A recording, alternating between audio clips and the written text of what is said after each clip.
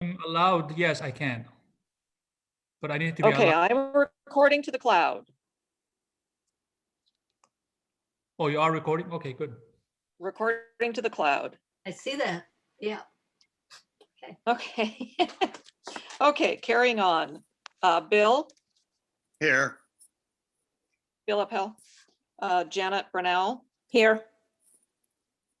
Kyle Davies, I'm here. David Dellendorf. Present. Thank you. Paul Dossett, Here. Jane Fuller, Here. Patty Garcia, Here. Tony, Present. Richard, Here. Liz, Present. Robert,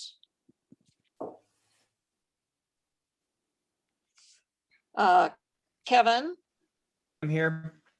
Olivia, Here. Maureen, Here. Anne Marie, Here. Robert just joined us, and Tom. Here. Any members that I missed? Very I'm here good. now.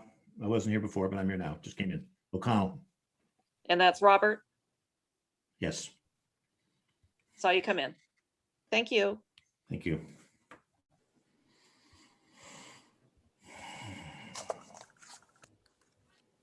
Okay. Let's see here. Anybody have any questions or issues with the minutes that were sent out?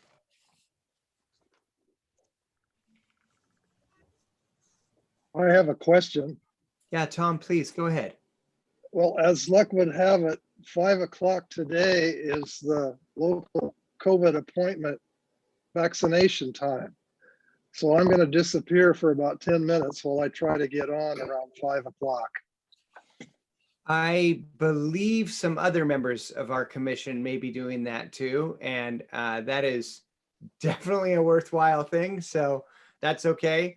That's when we're going to make sure we change the number of county council members and other things. As soon as you disappear.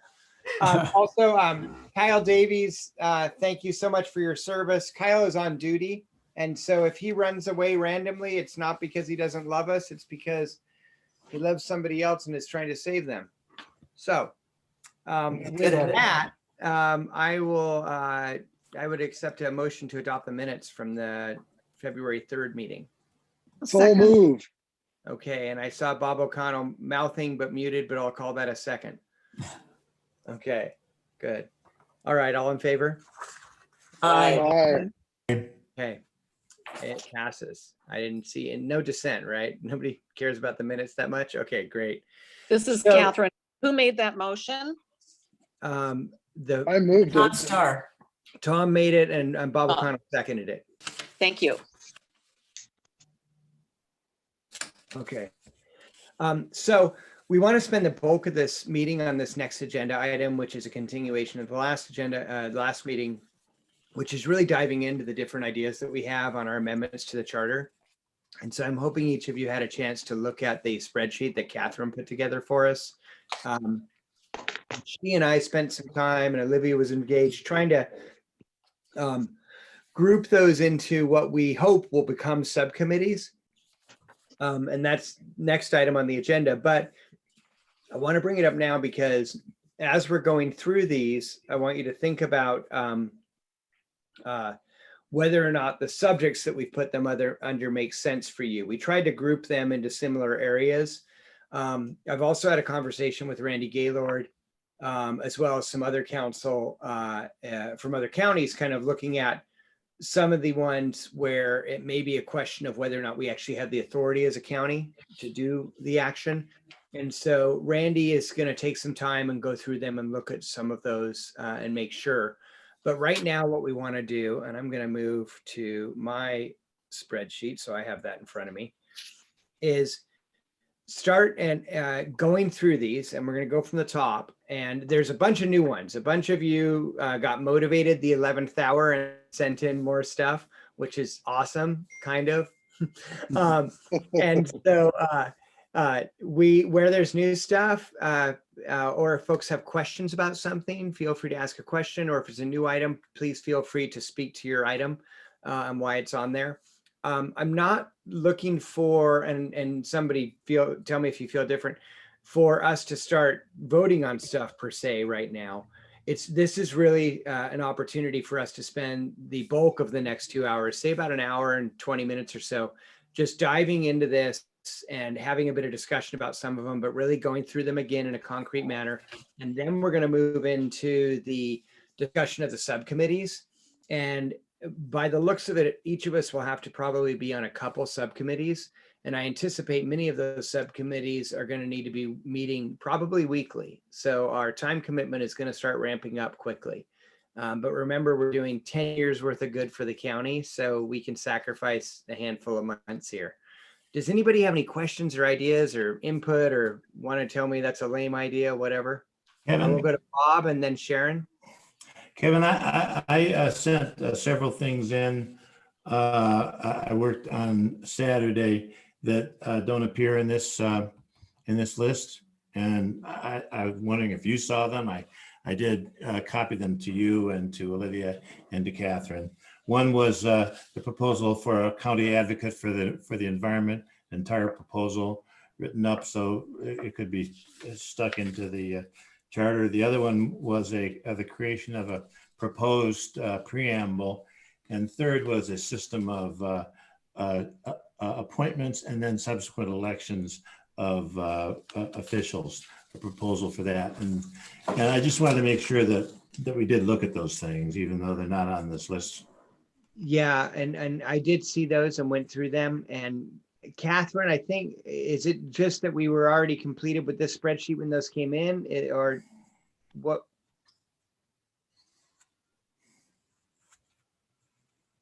Sorry, I had to unmute. As I explained in the email that I sent out today, they looked like they were fairly fully fleshed out. And so I figured that they could come at a little bit later time at the subcommittee level, but everybody has received those all at this point. Or I should say, I sent them to everybody. Everybody in the commission. Yeah, we've received them. That's Okay, well, if correct. everyone's seen them and we can pigeonhole them, those ideas into certain committees that are being created, I'm satisfied. I'll just wait till that happens. They were Thank you great. so much. They were really great. Yeah, it was really good. Thank you. I really enjoyed them. Thank you. The idea of the advocate for the environment, I'm really very interested in seeing something like that happen. Well, we have a subcommittee that will likely be looking at kind of climate and Mhm. environment issues. And so I think that's where that discussion will take place. And it's exciting, frankly, to see so many different ideas. I think all of us are realizing that this charter doesn't have to be nuts and bolts. We can be bold. And I look forward to that discussion. So with that, let's begin with the nuts and bolts.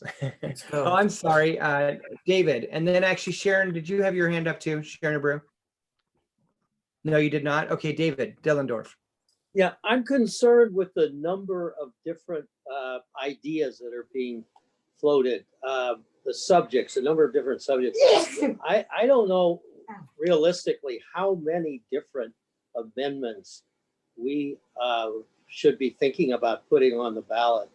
I mean, if the way it's going, we might have 20 of them on there. I don't know. But I think we have to be a little bit realistic about the number that we might be proposing. Certainly the most important ones, but I'm concerned that there's some in there that are more really detailed and not really that important. I think we'll sort that out probably with the process we're going through. And in connection with that, somebody sent an email, I think to you, Kevin, recently, maybe to everybody, proposing that we not try to hurry things and try to get this all done in time for the November 2021 election. That we really, a time frame for that, I think, is getting something to the council by the end of June, was it? Given the number of topics, I think we realistically should be thinking about 2021. And maybe we don't have to decide that yet, but I think we should be So- realistic and Yeah. thinking that's going to be the outcome. So before everybody, so I have a response to that on some of the stuff and some of it Randy and I talked about too, but I want to go to Patty and then I can go to Sharon and then I can go to Bill and then I'll respond to you, David. Patty. Thank you. Thank you, Kevin. I couldn't figure out how to raise your hand up there, so I just raised it.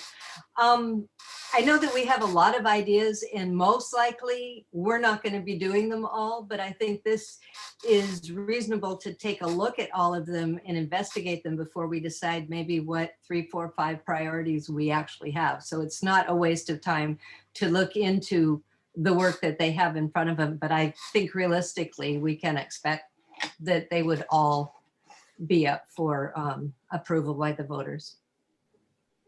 Great. Sharon. Just very briefly, David knows this. I don't like the word realistic. Done. Bill. I think one of the things that we ought to consider is, well, we may have a long list. We may also have to end up with a number of propositions voted on separately. Number of reasons for that. Randy will tell us some, and others will be those we are sure we can get through and those we're not sure we can get through. This is what was done last time, and I think we need to be prepared to think that way. It won't be all one proposal. Well, and anybody else? Okay, so a couple points. One is, and one of the things I had pointed out to Randy early on, and Randy spoke to when he briefed us at the last meeting.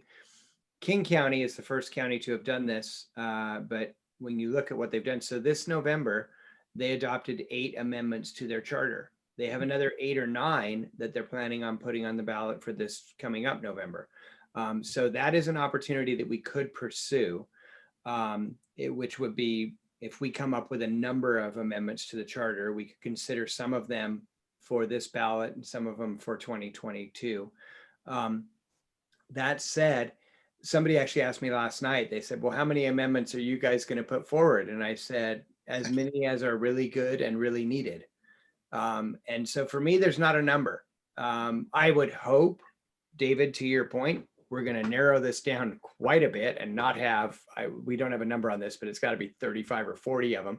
I think that would be overwhelming to the voters and frankly to us. I imagine many of these are going to get consolidated or dropped rather quickly in this process. But in the end, for me personally, the way I'm thinking about this is I want to put forward the best ideas that are really needed to move our community forward. And whether that's 2 or 7, we'll figure that out. I would also have a preference of us trying to finish our work all for the November 21 ballot. But if that's not possible, we have that opportunity to continue working after November and finalize our work by December and then put that forward. Our work is done, as Randy clarified, our work is done December 31st, 2021, period. But we can put a second round of amendments to the charter forward that would come up in 22. But what I'd like to do now is dive into the amendments and start thinking about where they can be consolidated and so on. And I would encourage each of you to keep notes. And if you have an idea of one that really fits with another and I'm not catching it, or Catherine or Olivia isn't, please bring that up. Let's have a discussion about it. But what I will say about the plethora of potential amendments we have before us is there's some really good ideas in there. And so if we can dive in, if you go to the spreadsheet, the most recent one that Catherine sent out, it starts with charter review process. And what we tried to do here was, there was a number of you that had very specific, let's change the language in this area. Let's cross a T better in this area. And we thought of those as kind of the nuts and bolts of the charter. And so that's the first section. And so there were a number of folks who talked about wanting to work on the preamble. We put that into this section. I'm wondering, and what I'll do with each one of these is if anybody wants to say anything about the preamble now, although on the nuts and bolts section particularly, I don't think we need to spend too much time. But does anybody have anything on the preamble? Maureen. Just one thought. How we see our county in 10 years is really important. But I think it's even more important to say, how are we going to see our county in 25 years? Because that is the long range thinking that you always want your council to have their eyes on. So that's just a consideration. Okay. David, you brought up a Bill of Rights associated with preamble. You spoke to that before. I'm wondering if you have anything else you wanted to add at this point. You're talking to me, David Dellendorf, correct? Yeah, I'm sorry. Yes, I am. Yeah, okay, no. I'm just using that as a term. We've got a lot of different ideas for what goes in the preamble. That was just a possible way of looking at it. I think we all kind of have the same idea of what needs to be in there, and we can call it whatever we want. But I have nothing specific that's different about a Bill of Rights than a vision statement or a preamble. It's all, to me, all kind of the same thing. Okay, excellent. Thank you. Dick Grout, philosophy and purpose of the charter. Did you want to tell us? Actually, I don't remember saying anything about the preamble, so I was a little surprised to see that. So no, I don't have any comment. So you don't have anything on philosophy and purpose of the charter? If I said something last time, it was probably only that my view is the preamble should focus on philosophy and purpose. That's Good. it. Good. Okay. 3 of you spoke to this idea of representative voices. And this gets into a lot of the equity issues as well. Jane or Kyle or David Dellendorf, do you want to speak to that? Jane, please. Yeah, thanks. No, and I did get some feedback directly from a citizen with some thoughts on this comment and or this idea rather. And I think what's important here is that we are, at least in this process, we're consultative, and in being so, in the way in which we entertain the voices of diversity within our county. We take stock of those voices as we breathe some life into the preamble, but also into the charter itself. So that's kind of my point there. I just think it's really important that we're hearing from everyone, so to speak, if you follow the spirit of what I'm saying. Yeah. And I will say that one of the reasons we felt it was important to put this subject into the kind of nuts and bolts of the charter is I think this is something that has to be a leitmotif or a common theme throughout the entire charter. This isn't something where there's a section that says, oh, let's think about equity. It's that we put everything we do through that lens. And so that's why I hope that this group will work on it. Patty, please. Yeah, I just wanted to mention that Bob, on the 3 things that were sent out to us earlier, either last night or today, he did a preamble that seemed to be pretty, that we should consider, that had all of that in it. So, it was really a good thing. So, yeah. And Bob, you had your hand up next. Bob O'Connell. Yes, I just wanted, the preamble that she is talking about is only 3 sentences long. And the first sentence talks about us using this opportunity, the home rule opportunity, to maximize the democratic nature of our government. And the second one was a listing of the inclusiveness, that everybody is protected under the law, and a listing of what that means. And the third one was coming up with a principal tool to protect the environment. Those 3 things I think are very important. And it's important also to keep a preamble short so that people will read it. Yeah. And so I offer this for the consideration of the group when we have a preamble committee. That's great. Okay. And the next few, there's one, Jane, do you just want to speak to uphold the proposed changes to the amendments made by the voters? What is? I spoke to this last time. I mean, I'd like to defer to all the commissioners on this point in the sense that if the commissioners on this commission feel that that some of the things that were decided the last time don't need to be cracked open again necessarily, then we kind of we agree that we don't need to go back there again. So just sort of taking stock of where the commission landed last time.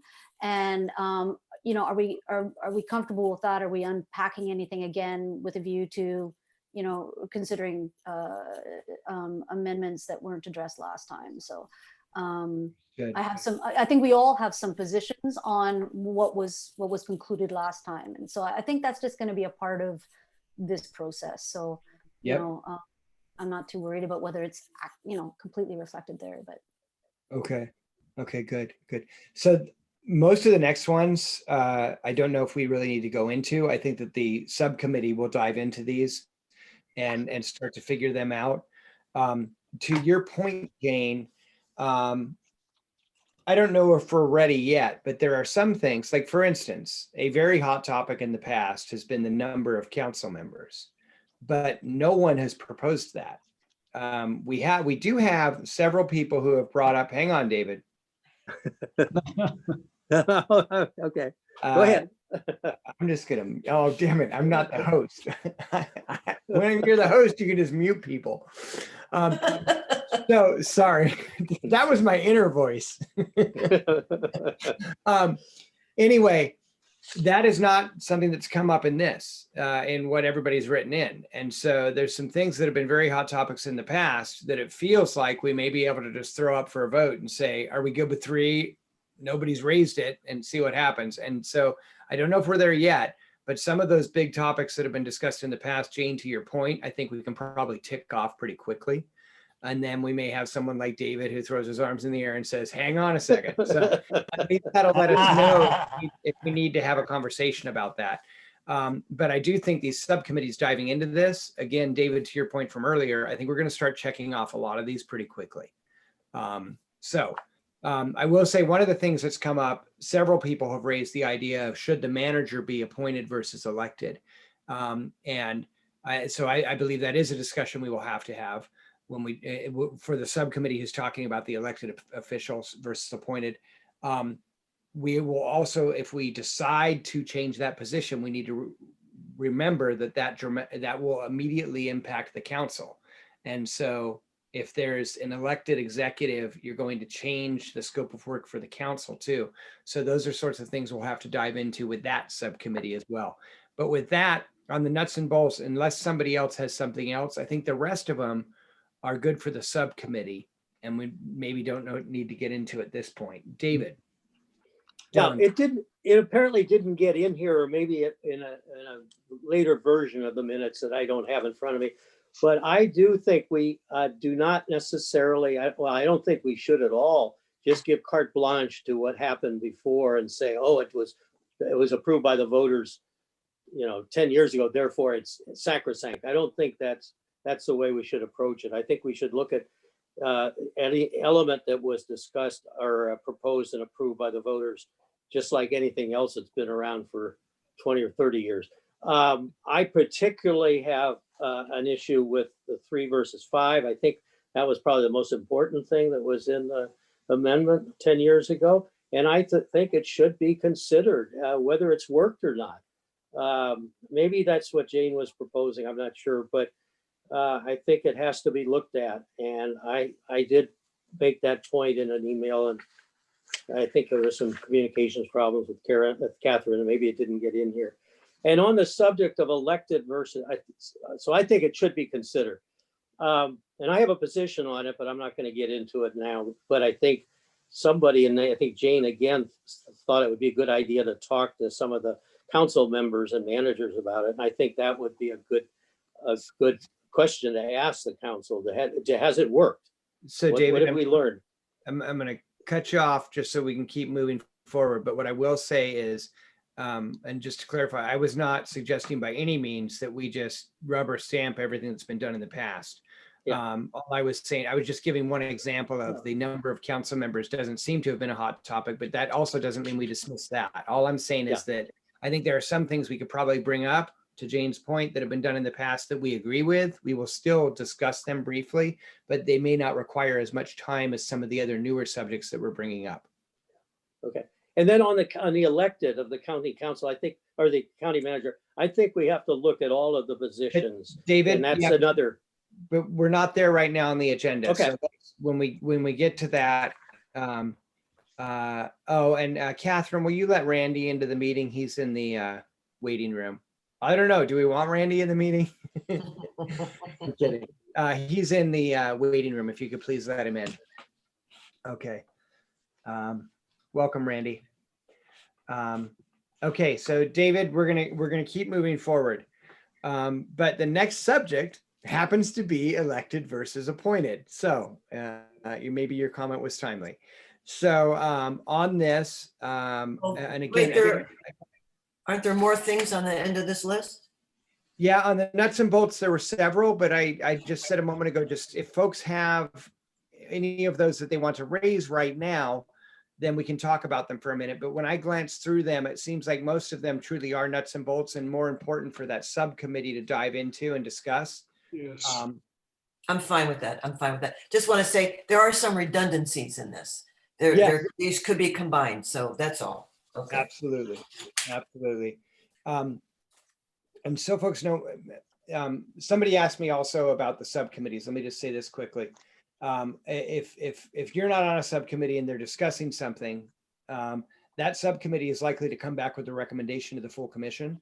So if there's one item in that subcommittee that you're interested in, you should probably say you want to be on that subcommittee and work on that. It does not, however, negate your ability to be able to raise questions when it comes to the full commission. Just know that another group of people will spend a lot of time on that before it comes back. So I would encourage you to at least participate in some of the meetings if there's a subject there that you care about. On elected versus appointed, so to that subject area,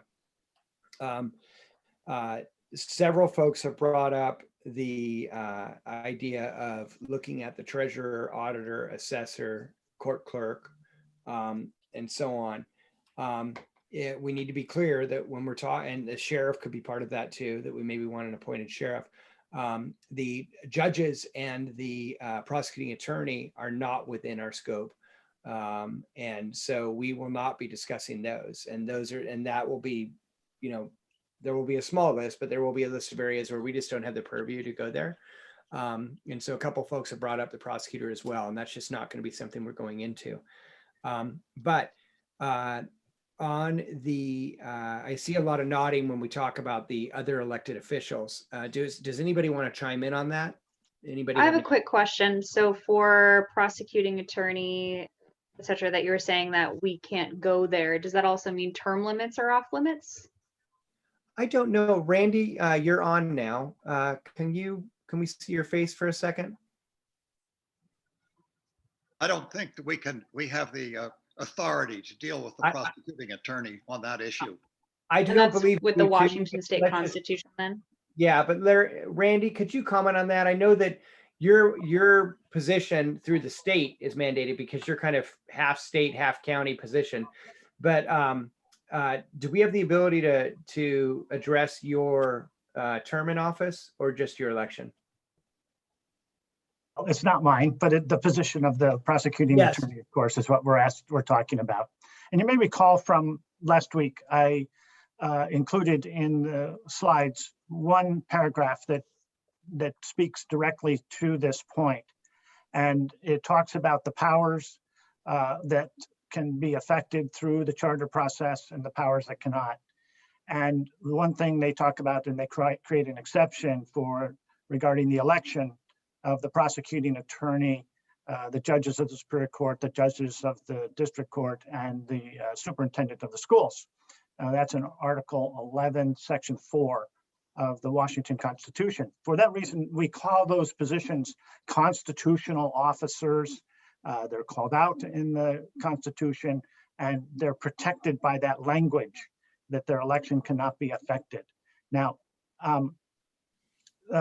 it's not clear to me I don't know of another county that has created term limits as a qualification for office of the prosecuting attorney. Qualifications are determined elsewhere. That's part of what term limits are. They're a qualification for office or a disqualification for office, you might say. And I am not aware of another county that has done that, including those counties that have established term limits for other officers, such as Pierce County. Thank you, Randy.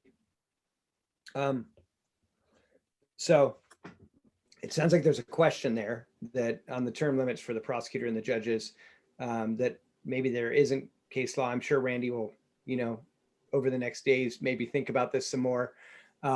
But I do know that we can establish term limits for the other electeds, and we'll hold it out as a question for whether or not we can do that for the prosecutor. My understanding from looking not specifically at term limits, but just at the constitutional positions, has been that basically at the county level, we don't have the authority to touch them. And so I thought that went across the board, but I haven't looked into the specific question of term limits at all. And I'm sure Randy can get back to us on that. And Randy, thank you for your input on that.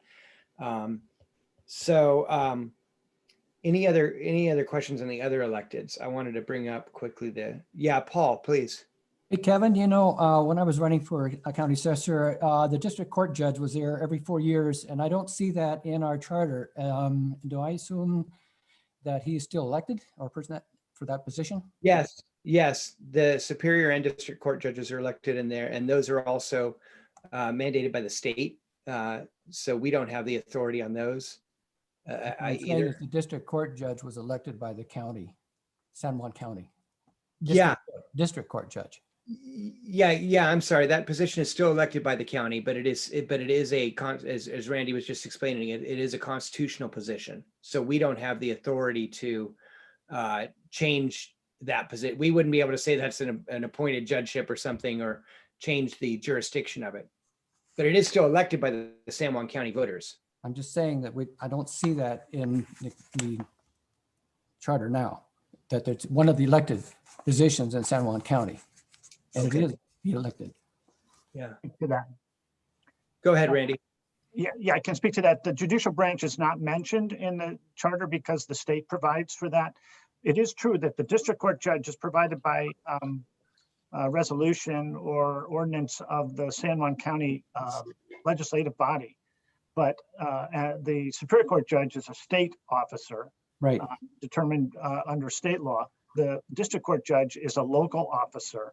Yep. But under the same provision that I mentioned previously, Article 11, Section 4, the municipal judges and district court judges are not subject to the potential transfer of authority under a home rule charter. So it's still a county position, but we don't have jurisdiction.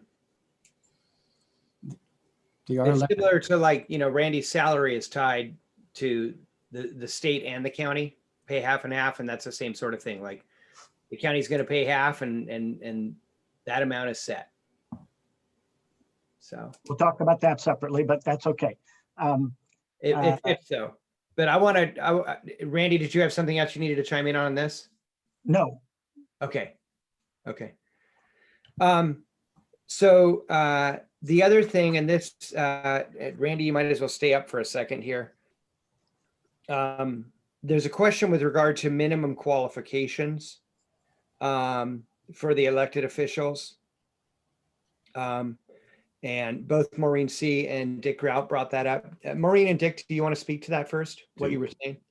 No, just, I guess it's a good point to raise. The question to Randy is, can minimum qualifications and a position description be required, be dictated for elected positions?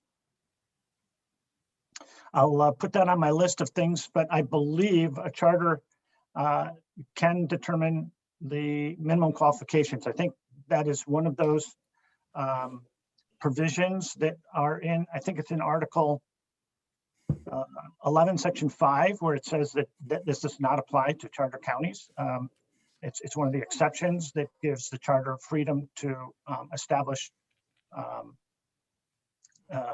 qualifications. And position descriptions, if that's allowed. 'Cause that becomes, Yes. yeah. What happens under the charter is if you don't use the state descriptions for the work of those officers, then everything comes back to the county council, and then you can, through the home rule process, meet it back out again to to the same officer or to a different officer, so long as all of the duties that are required by the state are Thank you, Tony. are accomplished. And there's a provision and nothing's left blank, so to speak. No, there's not.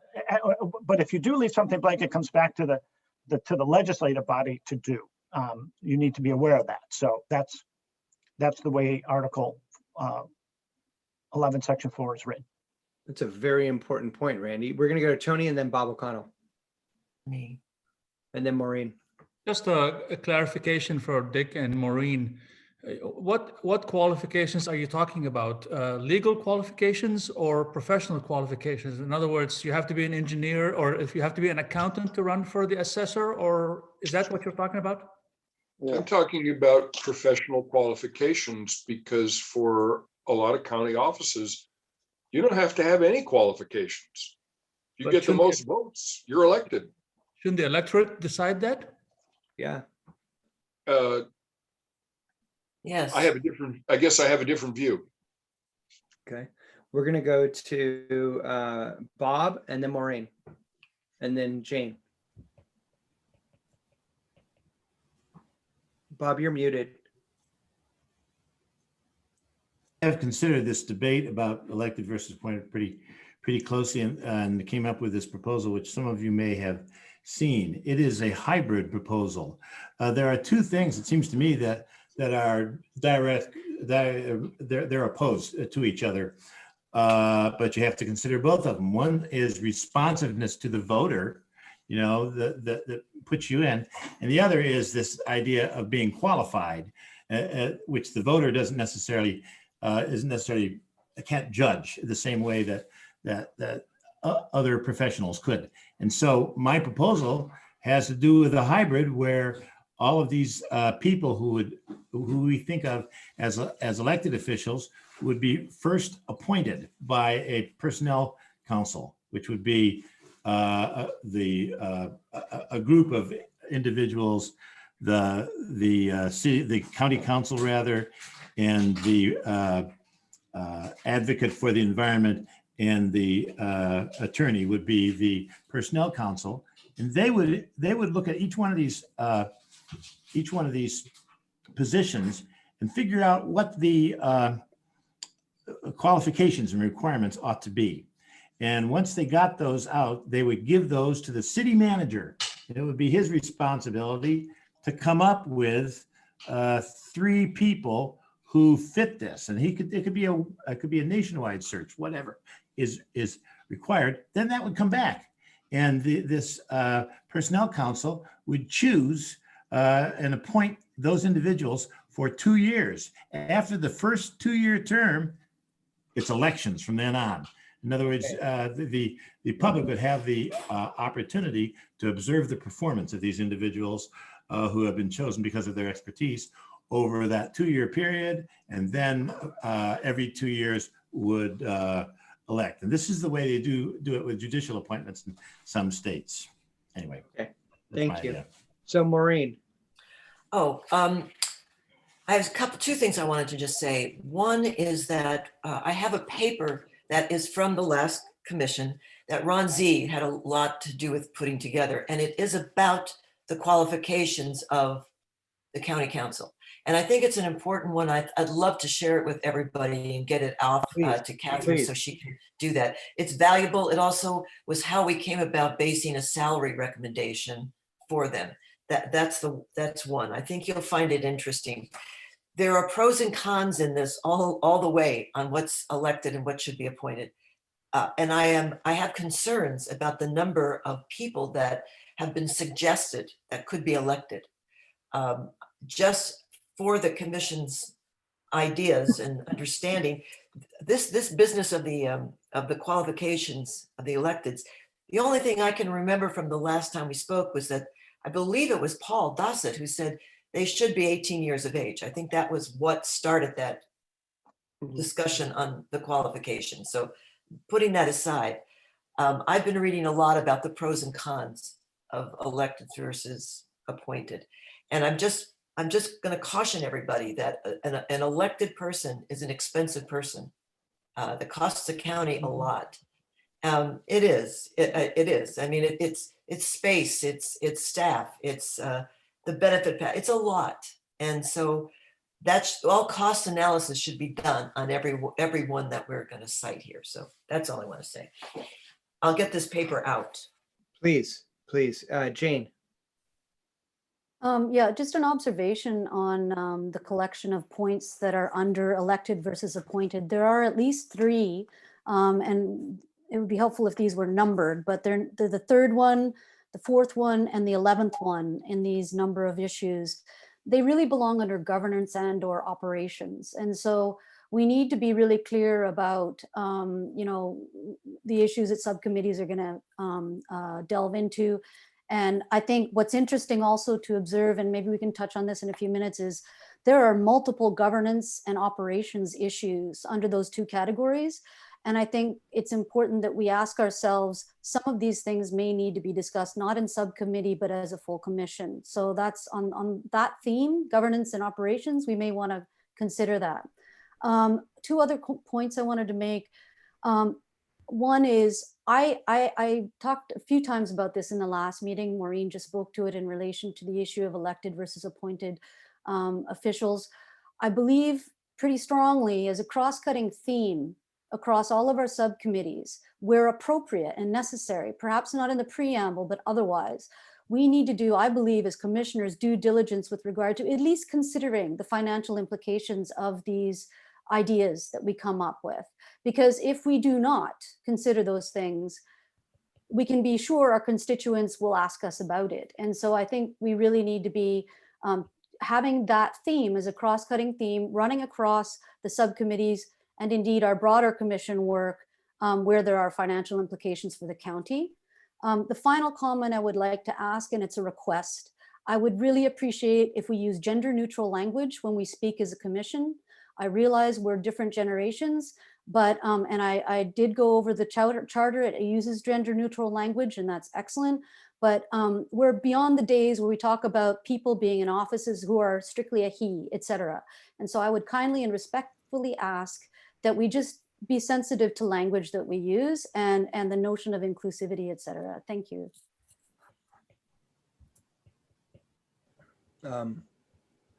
David Dillendorf.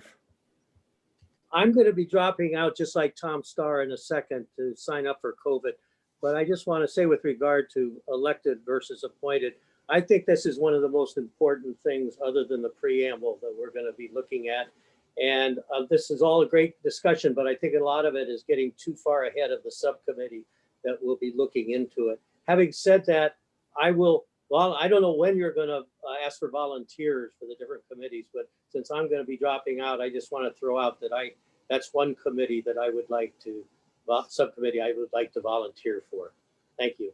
For any of you that drop out and aren't able to come back, what I will do, unless somebody tells me otherwise, is at the end of this meeting, we will put together rough ideas for subcommittees. And for those of you not here, if there's subject areas where you put an idea forward, we're going to put you on that committee. And if you don't want to be on it, you can just let us know. Any other comments on this section right now? And we're not done with electeds. Okay, I have one comment on qualifications. I used to be a very strong believer in firm qualifications for elected officials. And then I met Bill Cumming. And Bill was the second longest serving sheriff in state history. And whether you like him or not, I believe he did a really good job in our county. And when he first got elected, he had very little experience. He had no experience as a sheriff. I believe he had been a probation officer, but he did a really good job. I also know a person in the Senate who was a hairdresser and then became a few years later, the chair of the Transportation Committee, and where she served for 15 years. And she actually did an incredible job. And so I also have come to a place now where I believe some qualifications should be discussed, and I think there's real merit there. But I also would caution us to remember that people grow into positions, and sometimes the benefits for the community are really powerful. So there's my 2 cents. David, you already spoke on this. If you really have to go, please go ahead. Okay, no, that's okay. No, that's okay. Okay. It'll come out in the subcommittee. Okay. So on the electeds, Randy, you're still visible. Let me ask you this while we've got you with your face here. One of the things that came up, one of the requests for electeds was that the county health officer, and Olivia, you put this forward. You said doctor. I believe what you mean is the county health officer be elected. And I wanted to raise Randy. I don't know if you know that off the top of your head, the answer to that. I don't know if they can be.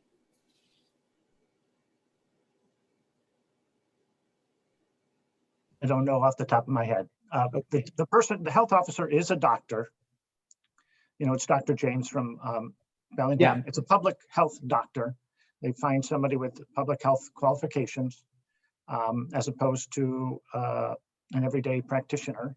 Though he does have find somebody crazy enough to be willing to take the job. But things change over time. He's been in that position a very long time also, and maybe we have more people here who are willing. That would be something to take up with the health board, or invite the health board to address. The Board of Health, excuse me, which is our county council members plus others. We have Kyle. Kyle's on that committee. Because I brought this up. Yeah. Thank you. I have had quite a few people approach me about this exact subject. I mean, there were, I can think of 5 different conversations I've had with people where they say, where did this guy come from? You know, all of a sudden, Dr. Frank James, you know, we didn't know who he was before, you know, COVID-19 and everything that's happened. So that's why I brought this to our attention. Something that I also wanted to mention was that with the formation of subcommittees, I think it's also really important for us, before we spend an exhaustive amount of time on subjects that may not be within our scope. I'm really looking forward to hearing Randy's comment on each of the subjects, because if it's outside of our scope, I don't think we should be wasting our time and energy on this, considering that we still have not really drilled down. Are we going for the November 2021 election or 2022? So I think that for the sake of process and making sure we all don't get our hopes up for a certain subject, I'd love Randy's comment. Of course, we're going to keep going through this, but before we really dive into our subcommittees, I think it's important that we hear from Randy on what we should start studying if, you know, it is within our scope. So, like, thank you so much, Randy, for the comments on the state constitution. Already looked it up, and now it's something I'm going to read while I fall asleep to. So it's very exciting. Thank you so much. It's shocking. I'm a nerd. Luck with that. To that point, so I spoke to Randy specifically about this. I don't remember when that was, a couple of days ago. And what we're looking at trying to do is that we will narrow it down a little bit. We don't want to give Randy this list of 40 some odd items, and then 50% of them we don't end up wanting to do anyway. So we want to narrow it down a bit. But when we have a more refined list, we are going to go to Randy and say, which ones are any of these not possible within our abilities or the county's abilities. So I've got Liz, then I've got Ann, then I've got Kyle. My hand's not up. Oh, I'm sorry. I thought I saw it. Ann Marie, sorry. Yeah, I just put something in chat. There's several references to emergency powers, and I'd like to know how the county's use of emergency powers relates to the state and the governor. Okay, so I could just quickly answer that. Randy, we're going to get to Kyle, and then we're going to circle back to you. Go ahead, Kyle. For Olivia and Randy's benefit, I know that the county health officer can be allowed for in a home rule charter. And RCW 70.05 speaks to a lot of that if you want to speak there. Thank you, Kyle. Randy, you had a response to Anne Marie's comment? The question for the group is this. I have a tremendous amount of materials with respect to emergency powers and so on. Many of them have been developed this year from other prosecutors and contests that are going on in other counties and so on. I'm happy to share any of that with you. The question is, Anne Marie, do you want me to send it only to you? Are there others, or should I send it to the entire group? Why don't you send it to Anne Marie, Olivia, hand her hand up, myself, and Catherine, and then we have it available. And if anybody else wants, we can share it with them. Very I well. think Tom Starr, Randy, Tom Starr had spoken about emergency powers last week. He had some constituents who were raising that issue with him, so it should go to Tom as well. Very well, thank you. Thank you, Randy, very much. Okay, the issue of term limits is something that the subcommittee can get into. We do have the authority to look at term limits for all of the elected officials, except for the ones that Randy was just speaking to. The issue of the county manager being elected versus appointed has come up. And as I mentioned in the beginning of the meeting, if we do go here, it will involve, actually any of these elected positions will involve a discussion of the ramifications of that decision. Does anybody want to comment on the elected versus appointment of the manager? Maureen, please. This was And then not Tony. this is not my idea. My name is on it, but it wasn't mine.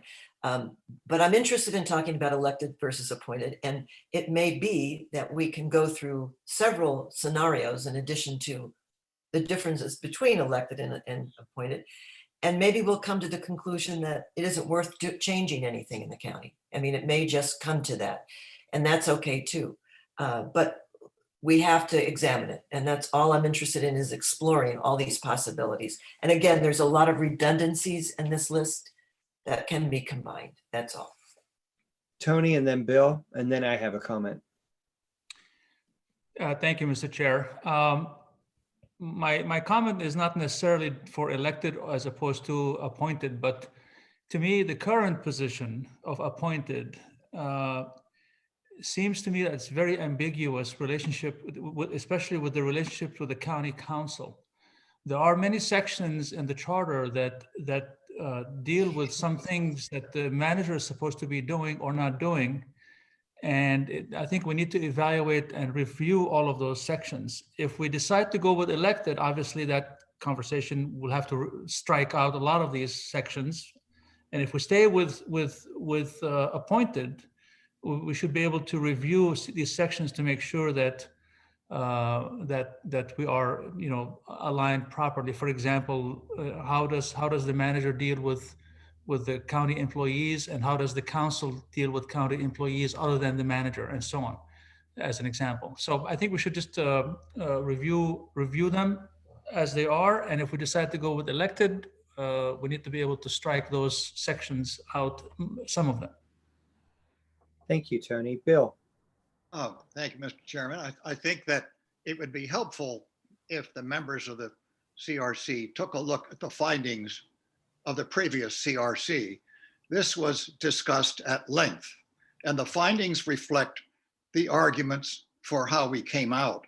I think Tony's comments are well stated, but I have to say that we looked at those issues, but of course, when you're trying to fix the previous problem, you always end up creating a new one, and we need to think about that. But I do invite people to take a look at our considerations, because it'll shorten the already short time we have. Mm-hmm. Thank you, Bill. David, and then I'll go. It seems like this issue in terms of manager versus executive and is more than just elected and vote or appointed. It seems like definitely duties, and just it is a structural thing for our government. I wonder if this would be worthwhile making it a subcommittee other than just elected or appointed, because it is such a large issue other than just the other officers. Mm-hmm. Yeah, so I have 2 points quickly on the other electeds. One is I skipped over it, but one person recommended consolidation. And so it may be that maybe we keep the treasurer, auditor, so on elected, but we consolidate, like the treasurer and the assessor has been discussed quite a bit in the past. So I just wanted to put that out there, that's one that's on there as well that I think should be considered. And at some point, Paul, even though you're a commissioner, you have incredible experience as one of these elected positions. And I personally would just love to invite you as one of the people who presents to us to kind of speak from your professional background for the decades you served in that role. To the manager, Dave, I thought of this when we were trying to consolidate these. I was kind of like, is the discussion of the manager, does it fit with the others or not? I ended up putting it in there because we just had too many different subcommittees. But I do appreciate what you're saying. And so maybe it's kind of a subcommittee of the subcommittee, but there definitely needs to be a thorough discussion with regard to the manager. Tony, to your point, one of the things that's come up for me over the years, both in being a commissioner and then a council person into the transition, and then working as a council person in that role, and then also in the legislature working with a county manager. I have, and I'm not saying with the county manager we have, but in the past, I have experienced times where it feels like, and some of it's been firsthand, so I will say it happens, where the council members get really busy doing what they're doing as council members, and the county manager is responsible for a lot, and there's not a full checks and balance that I've seen all the time. And what I mean by that is, at some point, the decisions being made have to answer to the voters. And the situation we have set up is that the manager answers to the council and the council answers to the voters. If the council is busy doing a million things and the manager has a lot of responsibility, there's a consent agenda that often has stuff that I question whether or not it should be on a consent agenda. There's also a lot of decisions that get consolidated that don't necessarily have the vetting that I've seen in the past. And so one of the reasons why, and I'm like Maureen, I'm not saying I think that the manager should be elected. As a matter of fact, I may be leaning away from that, but I do think that we need to have a discussion about this, even though, Bill, to your point, I've read, Ron Z has a book about this big of every single thing that was done last time. And I've read a lot of the stuff that was discussed last time. And I think you guys did have a very thorough debate. That said, it's 10 years later, and I think it's time to have a bit of a debate again and just see where we are. Yeah. Tony, you've already spoken on this, so I'm going to circle back. And is there anybody else who has a comment? Okay, Tony, please. Thank you, Mr. Chair. I mean, that's very well put, that there is definitely a problem currently with the way things are working. So maybe if in fact the council has a lot of things that they're doing, maybe their positions have somehow morphed into administrative positions as opposed to legislative positions. In my view, that the council should be more legislative and the manager is the executive of the county. So maybe some of the things that the council is doing, they should not be doing and should be delegated to the county manager. So I'm glad you presented this, that there's a problem where the council is doing a lot of things. They don't have time to manage the manager. And I get that. But it seems that if the manager has an authority that is given to that person from the council, that manager should be able to prosecute their ability and what the county needs from the direction of the county council as the legislative body.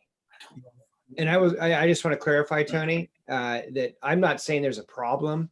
I'm saying that in the past, I've experienced what I would call a problem. I can't say that that's the case today. What I would say is I think it's worthy of a discussion. And Dave, just the amount of time we're spending on this gets me back to Dave's suggestion that maybe just the manager position is a whole separate, piece of a subcommittee. But I do think it's merited. I do think that there's merit in having this conversation. I agree. And the other thing is, Tony, you made a good point too.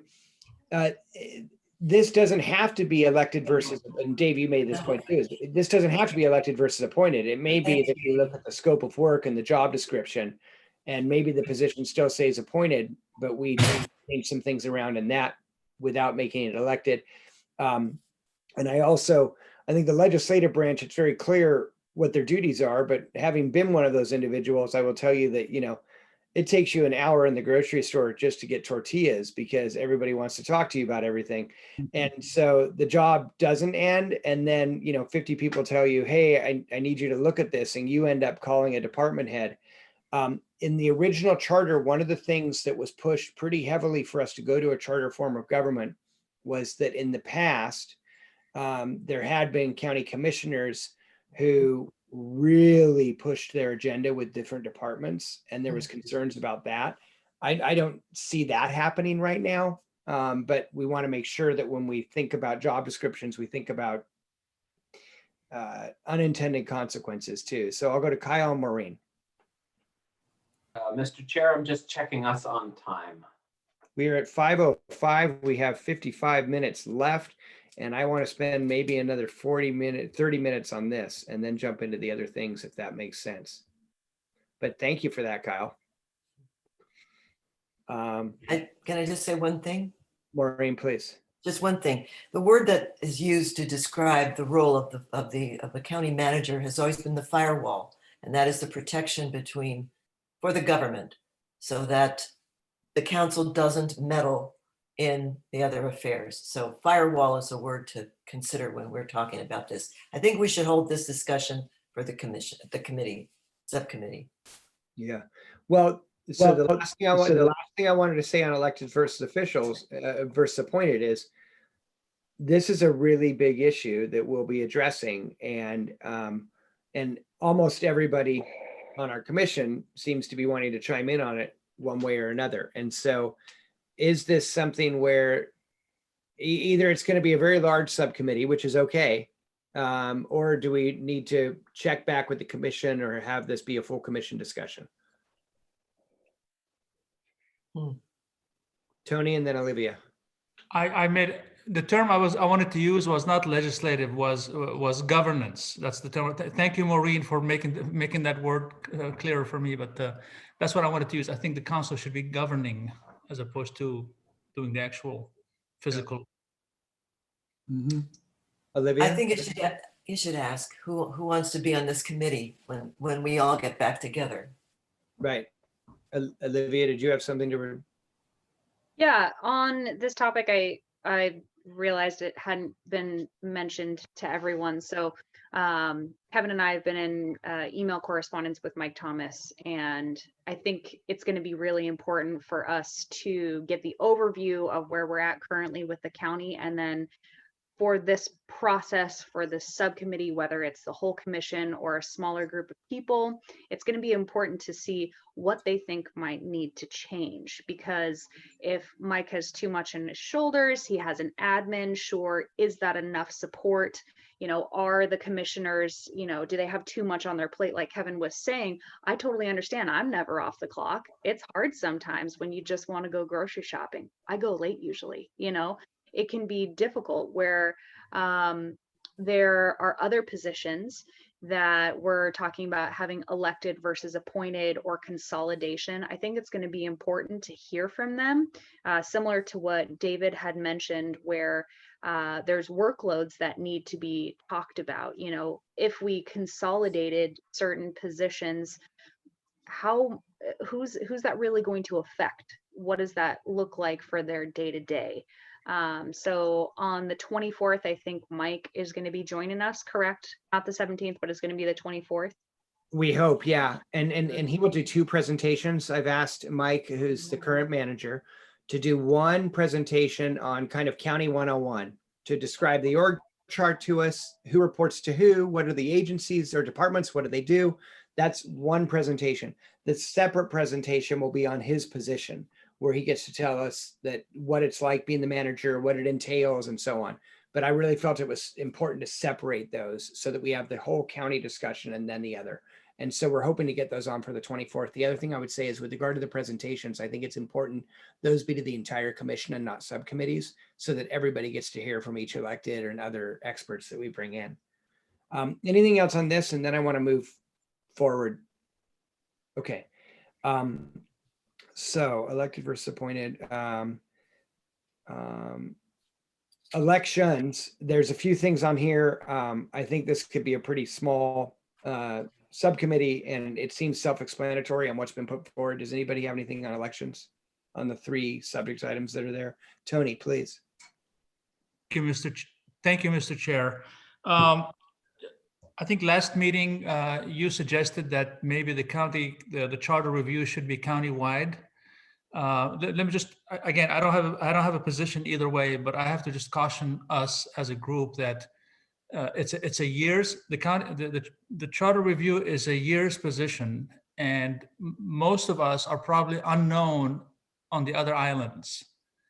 And for us to be able to make ourselves unknown on the other islands to get a countywide vote might be a little bit difficult, especially if some of us are working. I would suggest, and for your consideration, I don't have any position either way. I would suggest just to leave it the way it is for this round of charter review, and maybe in the future, as things change, we can probably reconsider it again. But I think for this time, we should probably leave it as it is. So my rationale is that it 100% opposite. I feel exactly, frankly, the same sort of arguments you're putting forward. I think it's critical that we be elected countywide. I think it's very important that if people know somebody on another island, they get to vote for them. Keep in mind, however, there will still be a slate from Orcas, a slate from Lopez, or from that district, and a slate from San Juan. So people on San Juan, whether they know you or not, they're going to have to pick 6 people from Orcas Island and vote for them. But we are making decisions for the county. It's the same discussion that led the charter review commissioners last time around, after significant debate, to come to the place where they said the county council, and actually court cases said the county council must be elected countywide. You're making decisions for the county. We're making decisions for the next 10 years for the entire county. And I was only elected by people on Orcas Island. That doesn't make sense. Just to follow up, Mr. Chair, just to follow up, I'm not taking any positions. All I'm trying to say is that the county council position is a 4-year term, and it's a funded position, and all of that. I get that. The charter review is a very narrow position, and as a result, the endorsements of different groups will be the determining factor who gets elected or who does not get elected, especially in areas where that person is not known. I'm just as a caution. I'm going to call on Randy, and then Bill, and then David. Yield to Bill first, so I can respond. Okay, maybe Bob. I just want to say that the Charter Review Commission is not making decisions on behalf of the county. Right. And so that should not be necessary.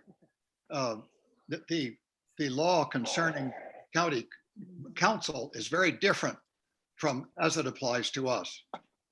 And so I see no reason why there needs to be a change. I'm open to being convinced, but I'm very unconvinced. We're writing a charter for the next 10 years for the county. How is that not making decisions? Mr. Chair, I beg to differ. The way the charter review works, the review occurs within 10 years. It could be next year if it needed to be. The 10-year thing is a myth, and it comes from a misreading that occurred last round, but it can be fixed if it is serious. Okay, David or Randy, did you want to say something else? Yeah, I just wanted to say that the circumstances of the election of the county council members is done the way it is because they reside in districts of unequal size. So therefore they must be elected countywide. You are part of a district that is also of unequal size, but there are a proportionate number of you, so that as a committee, you represent an approximate equal number of people, okay, from where you come from, where your origin, your qualification. And because there I think it's 9 from San Juan Island and 6 from Orcas and 3 from Lopez. And we did the calculations to arrive at those numbers so that it is appropriate in size so that it is done. The districts aren't so small that we have absolutely district boundaries there still within the districts of the residency districts, but that's a rough approximation, and that's why it's allowable. Okay.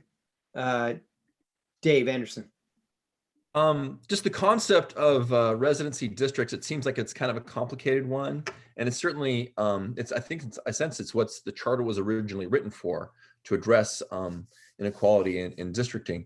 I wonder if you talked about earlier about unpacking this past issue. I mean, is that something we're also going to do in this committee, that would be done in this committee, not just these issues where we might want to change it, but just kind of having the review as a broad topic within this committee?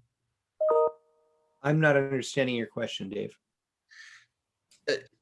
Should this committee just review residency districts as one of the issues it's going to address? Not necessarily, certainly dealing with the charter review, certainly dealing with how the council members are elected, but just look at the whole concept of resident districts, as that was created, I think it was last time, this was the last charter review. Should this be a general committee? And instead of just looking at things to amend, also look at the whole concept of how we do districts in general on this committee? That is we can, just like was done in the past. So the first charter review commissioners, the freeholders, set up a 6-member council that was elected in their districts and divided the county into 6 different electoral districts. And then 10 years ago, or actually, I think in the 5-year revision, so 10 years ago, that was changed back to 3 elected countywide. So that is within our purview currently. So the discussion of electeds could definitely include a conversation of the districts that they're elected by, just like it could for this commission. Yeah. And within this committee. I mean, I guess you talking about past decisions earlier in this meeting. I was wondering if this discussion happened within this committee, or is that discussion about how we've redistricted, is that going to be for the larger group? Oh, I'm sorry. So the subcommittee, my feeling would be that they would discuss that as part of this, but that could also come up in the elections versus appointed piece too, with the previous lengthy discussion we had on those positions too. So I think wherever it comes up, it deserves some conversation. And if you're interested in that, I would encourage you to bring it up on whatever committee you're on. But I do think it is a subcommittee conversation that could take place, and probably should take place with regard to some of these discussions, whether or not we decide to stay the way we are or not. Thank you. Paul, yes, on elections? Well, I'm going to Tony and some others that made comments about the election process and how the CRC came with the ideas that he did and went to election. And Randy was very good in allowing me to be able to have a copy of the Carlson versus San Juan County, which Carlson had appealed what the CRC and what the voters had approved back in the day. And I too had some real interest in that. But after reading the court case, I found I was convinced that what the CRC did would hold up in court. That's what I'm trying to say. And I would encourage any one of you that have an interest in that to get a hold of Randy and get a copy of the Carlson versus San Juan County. It's good reading, and it's excellent. Excellent. Okay. I'm going to move us forward from elections into initiative and referendum. What about those of us that still have our hands raised? Oh, I'm sorry. I'm just looking. Sorry, go ahead. So Sharon, and who else had a hand raised? I did. Olivia, Bob, Tony. Okay. Thank you. Sorry about that. Okay, thank you. Just want to say that I really appreciate the connectivity of the islands. I really do think of the islands as a county, and I think it needs to be considered if there's ever, specific needs of a certain island or a certain part of an island. I think that's important. But I really do think that overall, we do need to function as a county, because everything that happens one place affects everywhere else. And so I really feel strongly about that. But also, maybe we can do more in the future. I don't know if this is appropriate for the charter, but maybe we can do more in the future to get known on the other islands. For example, the League of Women Voters had online forums for the county council candidates, and I thought that was a really good job. I mean, then it's up to people to, know what's happening and tune in. But I thought they did a really good job, and I tried to help publicize them. Okay, Olivia, and then Bob. Thank you. So I realized that I forgot to submit something, and I was in the 11th hour, like Kevin was talking about. I have had quite a few people from Shaw Island actually talk to me. I have a large friend group on Shaw. It was my first job working at the Shaw General Store way back in the day, and there is definitely a underlying understanding that they do not feel represented, and that their current representation with the council is basically nil, and that their island ceases to grow.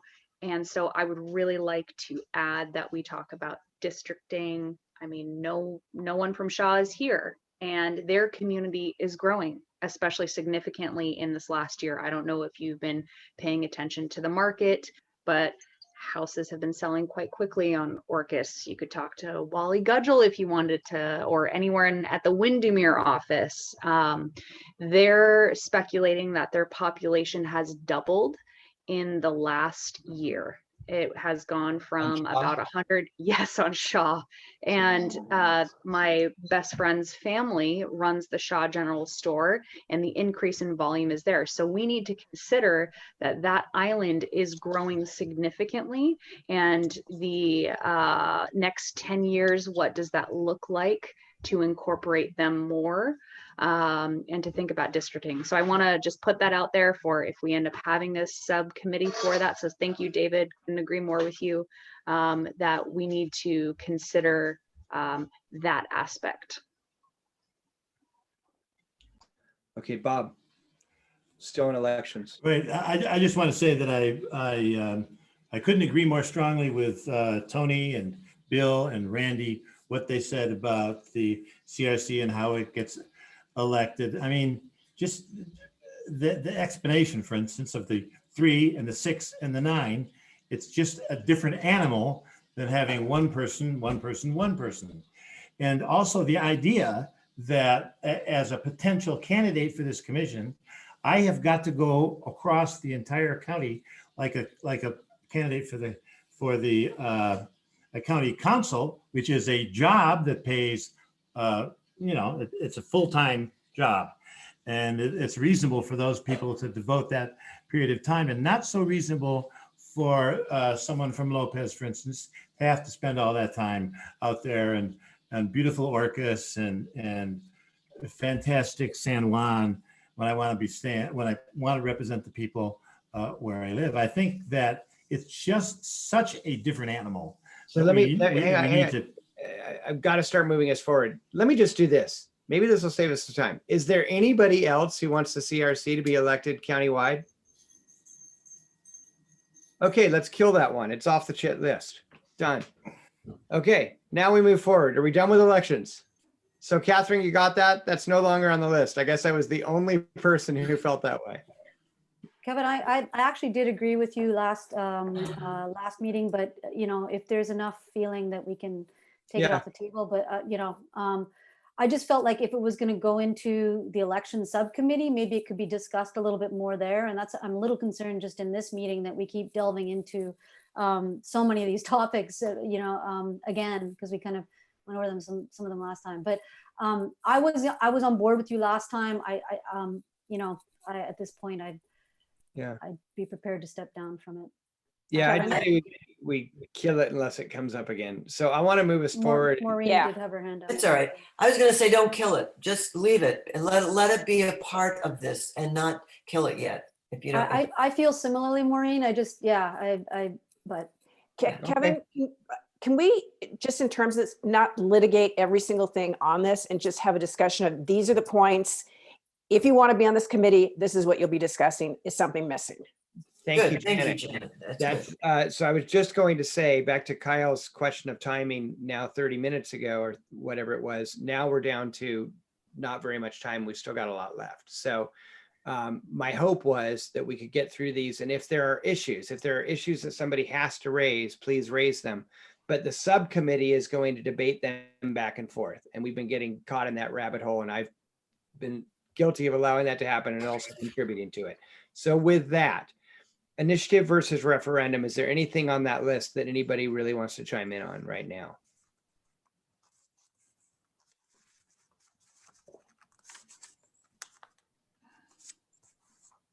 Okay, this is one area where I've had some conversations with Randy. One of the other attorneys I work with on some other aspects have raised the fact that there are a lot of areas that local initiatives are not actually possible. And we saw this with the whale watching ordinance or initiative that came forward here. So this is another area where, as this subcommittee gets going, we'll probably want to circle back with Randy with some questions.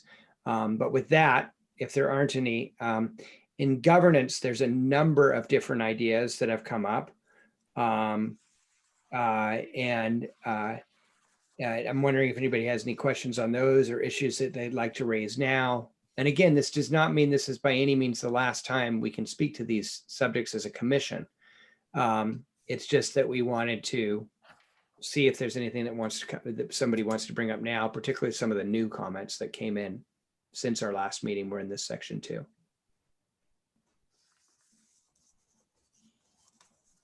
And Randy, you don't even have to turn on your face for this, but one of the questions that I had is there's an issue that's come up of, should the county manager prepare the budget as opposed to the auditor? And I'm wondering if there's any legal questions there. I don't know if there are, but I just love, that's one to plant a seed with you on. Tony, you have your hand up?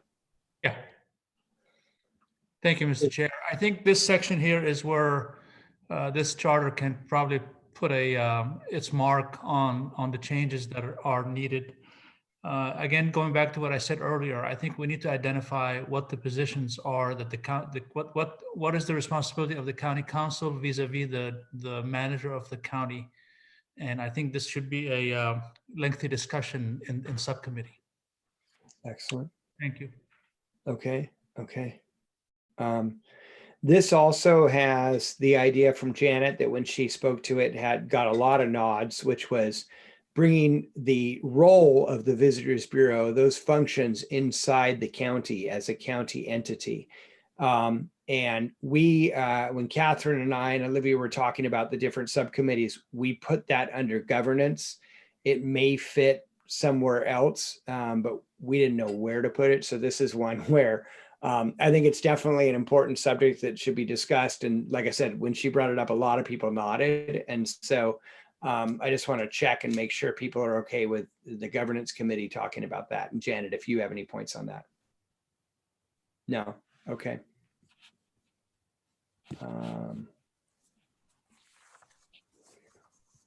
Will we be on a subcommittee? Yes. So Anne-Marie, to your point, I'm going to get to the subcommittees in just a second, but I'm hoping everybody will be on likely multiple subcommittees because there's so much work to get done and so many potential subcommittees. Okay. Operations. This was just a broad title that we gave to the different personnel issues that have come up, the different county procedures. There were several people who spoke about public records. So again, this is just how we tried to bundle it together. So if folks look through there, if anybody has any comments on that or anything they'd like to raise at this point. Wow. Ever since Janet whipped us into shape, we're really focused. Okay. The next one is climate and environment. This includes, I'm sorry, was there something? Tony, did you have something? No, I was going to say she does that very well. Thank you. Oh yeah, definitely. Definitely. None of my corrections. Others directly issues.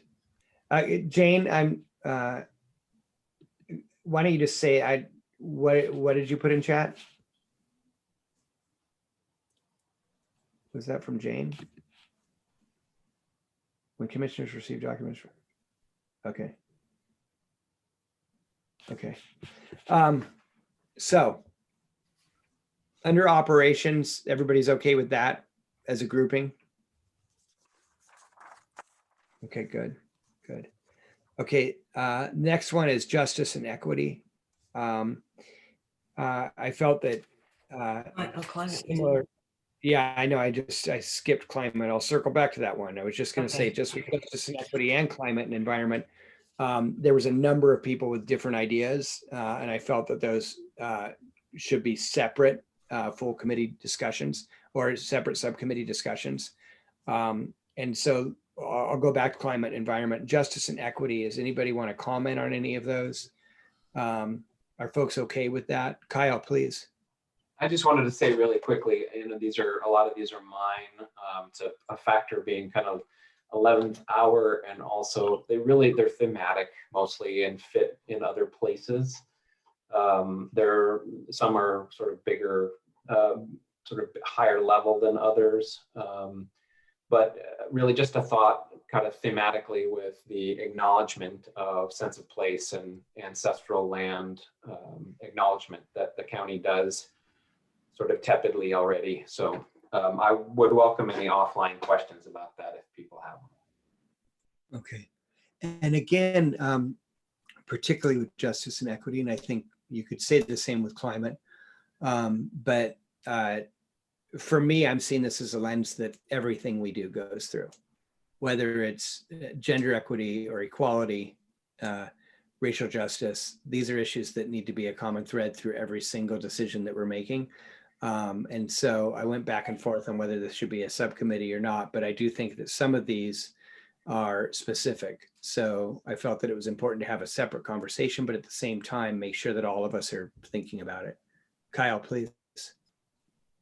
Thanks, sorry. Just looking at the last one, I wanted to make a quick pitch for this. So this is a little different and is maybe more related to governance.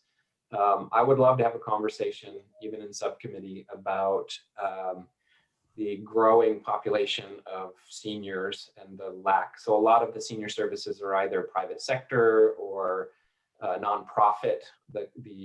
Most of the government ones are under the county health department. And it's my line of work to kind of cover this population, and it's 35% of the county. And I think the services are kind of under available. So I'd love to see along the lines of a new position, and I appreciate that there's a financial piece, but potentially a social services department within the county that had its own superstructure. Okay. Thanks. Thank you. Yeah.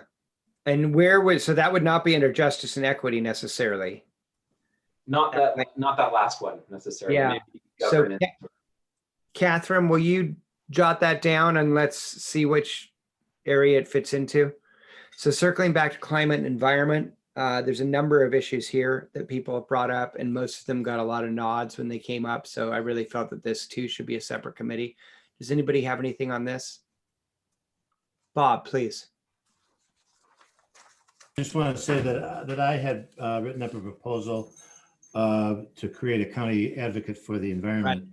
I think it's important to look at climate, which is gigantic, but is subsumed by the idea of environment, which is bigger.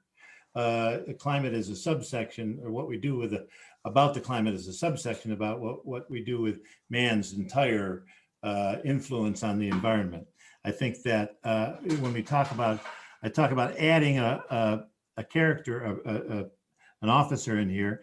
Well, maybe we could, when we look at the assessor and the treasurer and putting them together, maybe we can save that money and put it into this this new office. So I just want to say that I'm going to be advocating for this system in this subcommittee, assuming I get appointed to it. Excellent, excellent. Okay, Jane, welcome back. Okay, so.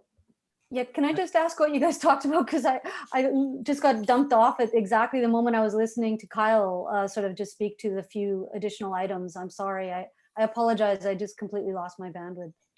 Kyle had a suggestion for creating a new department or a new entity in the county that would look at behavioral health issues. And then we just went over the environment and climate and decided that, yes, that should be a separate subcommittee. And so should the justice and equity one, even though both of those are kind of the common thread across everything we do too. And so with that, I would like to very quickly, go very quickly if we can. Let me ask, there's two ways to do this. We can either quickly go through and see oh, Sharon, did you have your hand raised? I'm sorry if I missed you.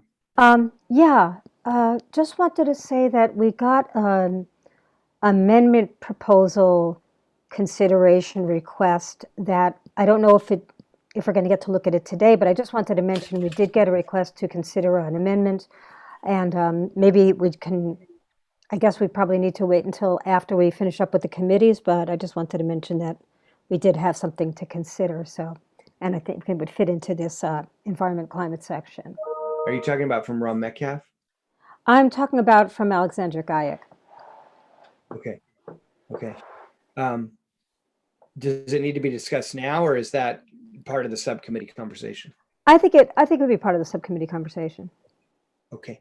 So there's two ways to divide up the subcommittees. We can take a moment now and try and quickly go through them and raise our hands saying, yes, I want to be on that, which if we can do it quickly, I think would be great because Catherine can jot it down. And then the other way is that Catherine and Olivia and I, after the fact, kind of assign you to what we think you fit into, and you can tell us if that works. I'd rather do the former if we can. Janet, I love your answer. Okay, so why don't we try and do that? Why don't we go to the top and we have the nuts and bolts of the charter? Who wants to be on that? Please raise your hand.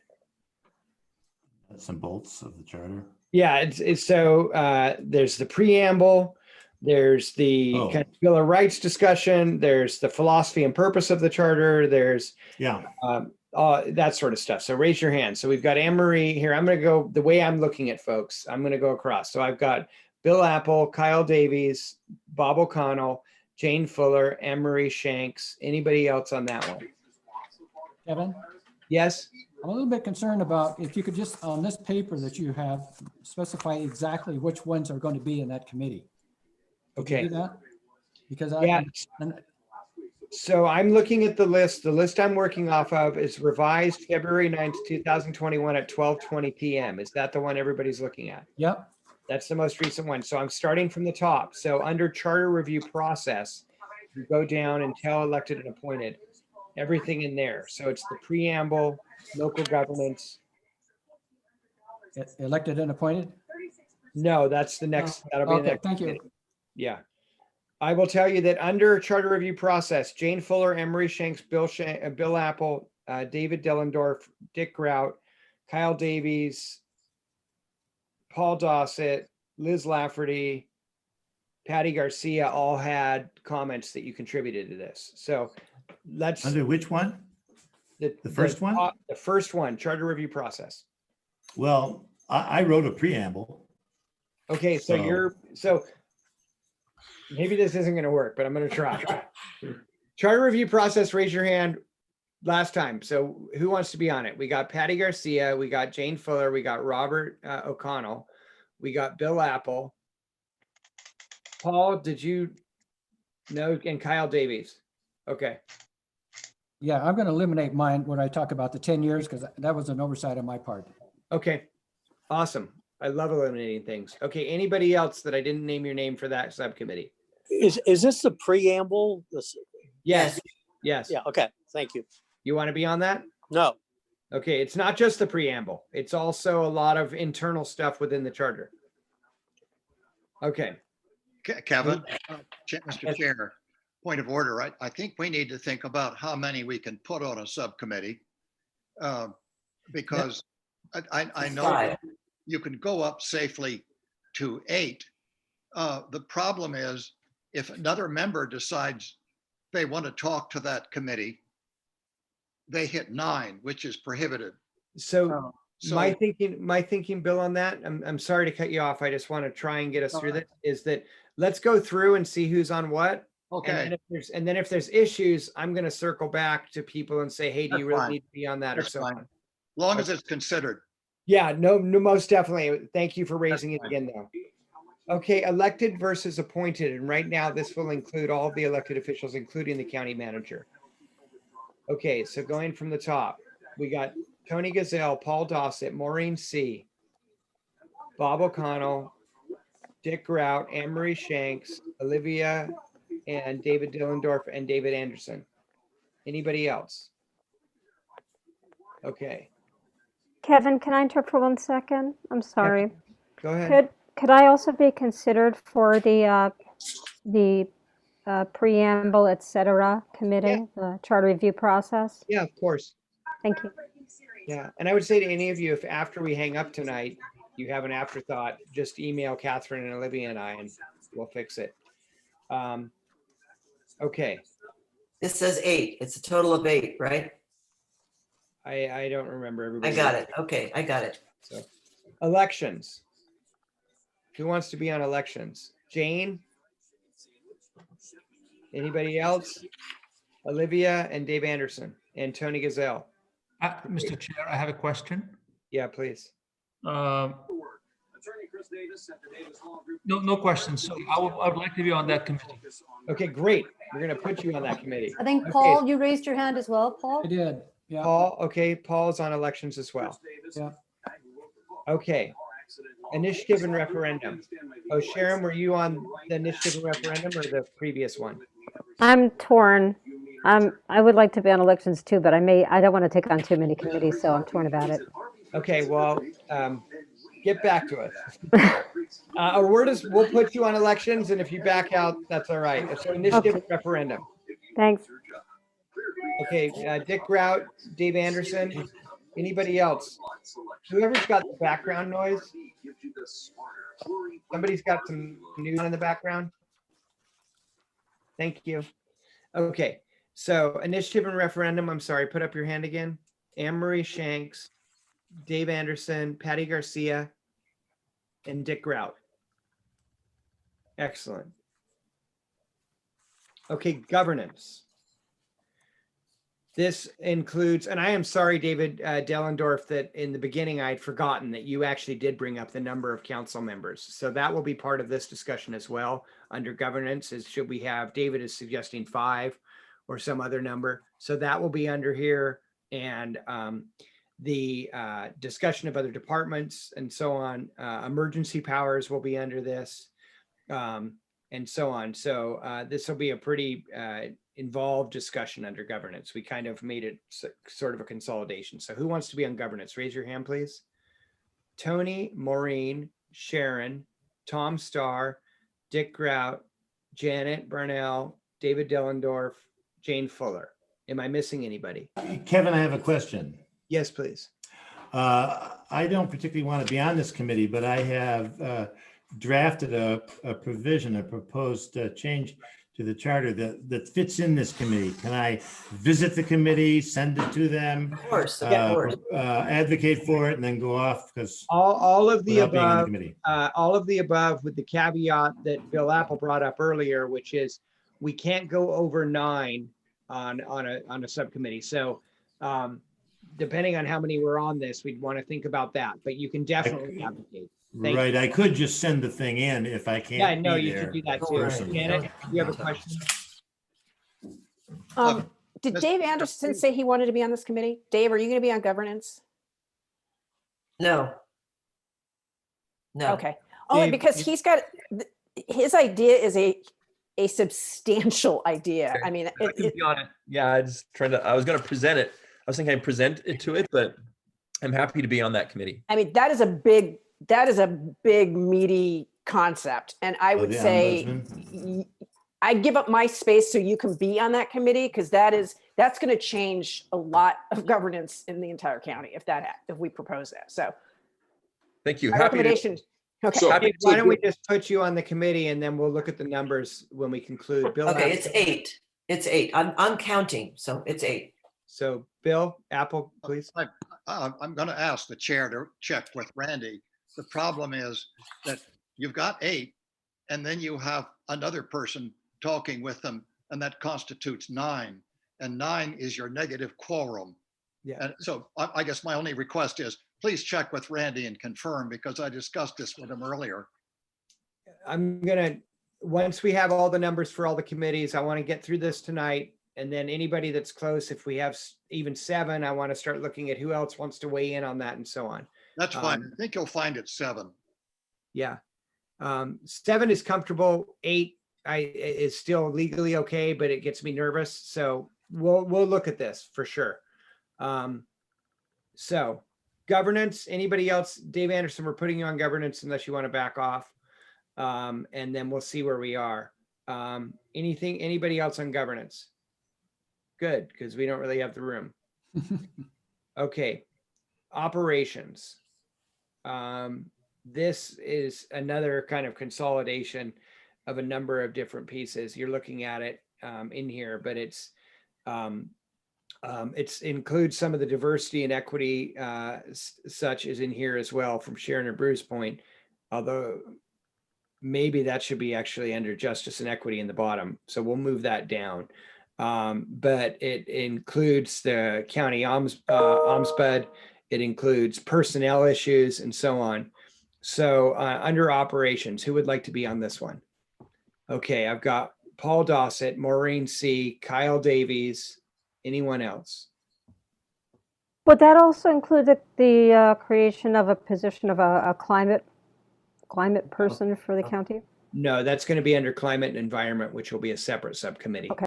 And I will say that when we broke these up, I really thought about that too, because the equity and justice issues and the climate and environment issues will overlap with operations. So there will have to be, to Bill Apple's point, we're going to have some inner conversations between some of these subcommittees, which when needed, we will just bring back to the full commission to discuss so that it is a public meeting. You can also advertise a subcommittee meeting and make it a public meeting if you need to as well. Under operations, anybody else on operations? Okay. Climate and environment. Who wants to be on climate and environment? Number of different issues here. So we've got Sharon Abreu, we've got Bill Apple, we've got Dick Grout, we've got Anne-Marie Shanks, Bob O'Connell, Liz Lafferty. Anybody else? Olivia, yay. Okay. Okay. And after the fact, I'm going to put myself on a number of these and dive in also where I'm needed within reason. Justice and equity. Number of different issues here. So Sharon Abreu, Jane Fuller. Anybody else on justice and equity? Okay. I'm hoping Kyle, given that I was going to say Kyle had to leave, maybe Kyle. Yeah, I'm sure. So let's just, Catherine, let's put Kyle on justice and equity. Kyle, we're voluntolding you. Kevin, I'm voluntelling you as well. You got to be on this one too. I really plan to be in to be part of that conversation. So Kyle, yes. I'm sorry, did we fill up climate? I also would be interested. Oh, okay, great. So Catherine, will you put Kyle Davies on climate as well as justice and equity? If there's at some point that Kyle can expand at some point on his additions that came in last minute, I would love to hear a couple things, just by the way. Okay. Okay. So with that, I believe we have our subcommittees assigned, which is a big deal. I'm very excited. So as Maureen and Bill Apple and others, Jane, I'll get to you in 1 second. Okay, now I got to make a list here. Hang on. I got Jane, I got Liz, I got Tom. I was just going to say, it is our hope, and I've heard from the previous charter review commissioners that this is going to take a lot of work. And so it is our hope that we will pick a lead for each subcommittee. And so if you're really passionate about those issues, please email. Let's do it this way. Why don't you email Olivia, Catherine, and I, and let us know that you'd be interested, or we're just going to assign people. But it is likely that most, not all, some of these will probably be done in one meeting, or a couple of them maybe will be, but a lot of them are going to take a lot of time. And so it is our hope that somebody can lead the subcommittee and schedule meetings. And you're probably going to have to, with at least some of these, have weekly meetings to really start nailing some of this stuff and working it out. And so please think about where you'd be willing to volunteer to be a lead on a subcommittee and schedule those meetings and bring the people together. And Catherine can help support that. to some extent as well. So I see I have Jane, Liz, Tom, and Anne Marie. Thanks, Kevin. I just wanted to be clear that we do have the opportunity to rethink if we want to. I think you said that if we want to just either step back or put our hand up to step in, if that's feasible, that we have the ability to do that still in the coming days. Yeah, absolutely. Absolutely. Tony, I'll add you to the list. I've got Liz. Echoing somewhat what Jane was just saying, this has been a really disjointed meeting for some of us. I've been off more than on trying to get registered for the COVID vaccine. So 2 things for me. I will go back and look and see where I want my name to add my name to a commission or to a category. The other thing is that I feel like I must not have worded my issue clearly enough for it to make it onto the list. But where I was pointing towards is that I think we need to be doing something to inform ourselves, or either maybe I need to put together an actual item on it, but that technology and not addressing the technological front that's coming at us and how it's going to impact us. So an example of that might be drones, self-driving cars. It is an unrecognizable world for most of us. And I just feel like we're not doing a service to the younger people coming behind us and the generations beyond that if we don't do the best we can to try to imagine into an unimaginable world and consider these things and their impact on our rural communities. So how do we have a rural community with drones buzzing in and out if we don't think up front about how do we want that to fit in to life in the San Juan community? How do we want self-driving cars to fit? How do we want self-driving delivery vehicles to fit in? You know, it's a different world, and the high-speed internet, the impact that's going to have on the availability of people to work remotely and what that means in terms of people coming into our community. So I don't think I worded it right, but that was an issue that I wanted to have the commission address. Thank you. Or the very much. counselors, yeah. And we'll want to think about, and I would love your opinion in the future of what that means with regard to our scope of work on the framework of the government that we're putting together. A lot of that I could see being addressed through ordinances and legislatively, but I have trouble imagining how that's addressed in the governance structure that we're tasked with. So we don't need to get into that now, but I think that's a conversation we should have because I think the points you bring up are really important. Does that make sense? Well, so it's so tightly related to climate and environment. So I guess I'm not certain if climate and environment fit into how the impacts of technological advances and both the nuts and bolts and the philosophical ramifications. I just want to keep bringing it up until I clearly am informed about, no, it isn't a fit, or yes, we need to look at that. And I wouldn't say it's not a fit. I would say we just need to figure out how it fit. Okay. Yeah. Okay, Thank I can hear that. So I've got Tom, Anne-Marie, Tony, David, Bob, and we still have public comment. And so I hate continuing to do this. And I apologize for this meeting being a bit disjointed. I will take responsibility for that. And I'm sorry. What I would like to do is cut to public comment and come back to our other topics, because if there's anybody here who would like to speak to us, I want to give them the opportunity before the deadline of 6 o'clock. So if anybody who is here from the public would like to address the commission, and now is your time. So you can turn on your video and let us know, or if you don't have a video, you could just speak and let us know.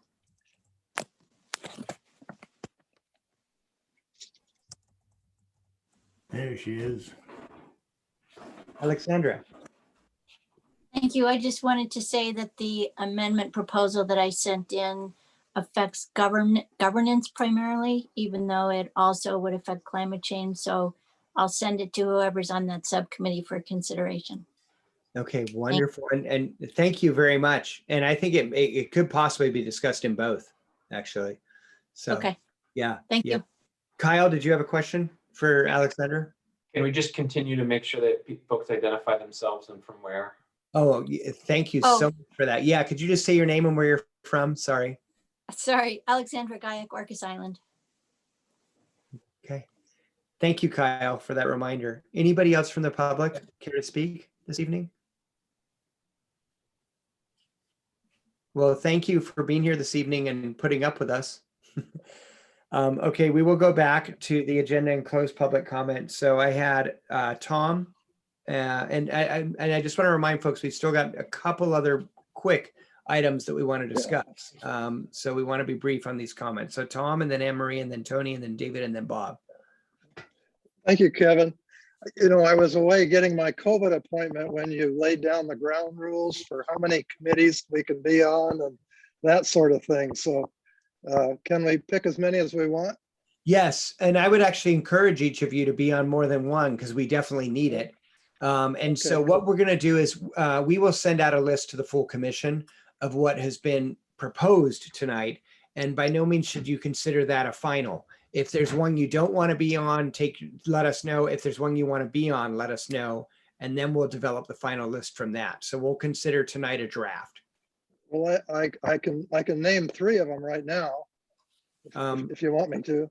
Why don't you email Catherine? Okay. Thank you, Tom. Thank you. Okay, Anne Marie. I just wanted to know whether or not you're thinking that a lot of the discussion with different county employees or commissioners or things like that are going to take place in the subcommittees, or are they going to be in our meetings as a whole? My feeling is that all of those presentations will be to the full commission, not only for our benefit, but for the public's. Absolutely. Okay, Tony. Thank you, Mr. Chair. The mechanics of the subcommittee, you already mentioned a couple of things. My question is, will Catherine be available to, or somebody be available to manage the Zoom meeting or take notes? I know you suggested that somebody could maybe take the lead, but who's going to be managing the actual meeting? So it is our hope, and that's one of the reasons why I want to get to budget actually on this agenda. It is our hope that Catherine can manage some of that, but I do not think she will have the bandwidth to manage all of them. And so some of you will have to set up your own Zoom meetings too. And so we'll work that out. If somebody wants to lead a committee, but you're not comfortable doing that, then maybe that's one where Catherine or somebody else can help. But we are limited on Catherine's time. We do not have her as a full-time employee. And so we've got to be sensitive to that. But it's a good point. And so when we send out the list and think about who's the lead, think about that as well. But if you want to be a lead and can't do that, that should not stop you from wanting to lead a discussion. David.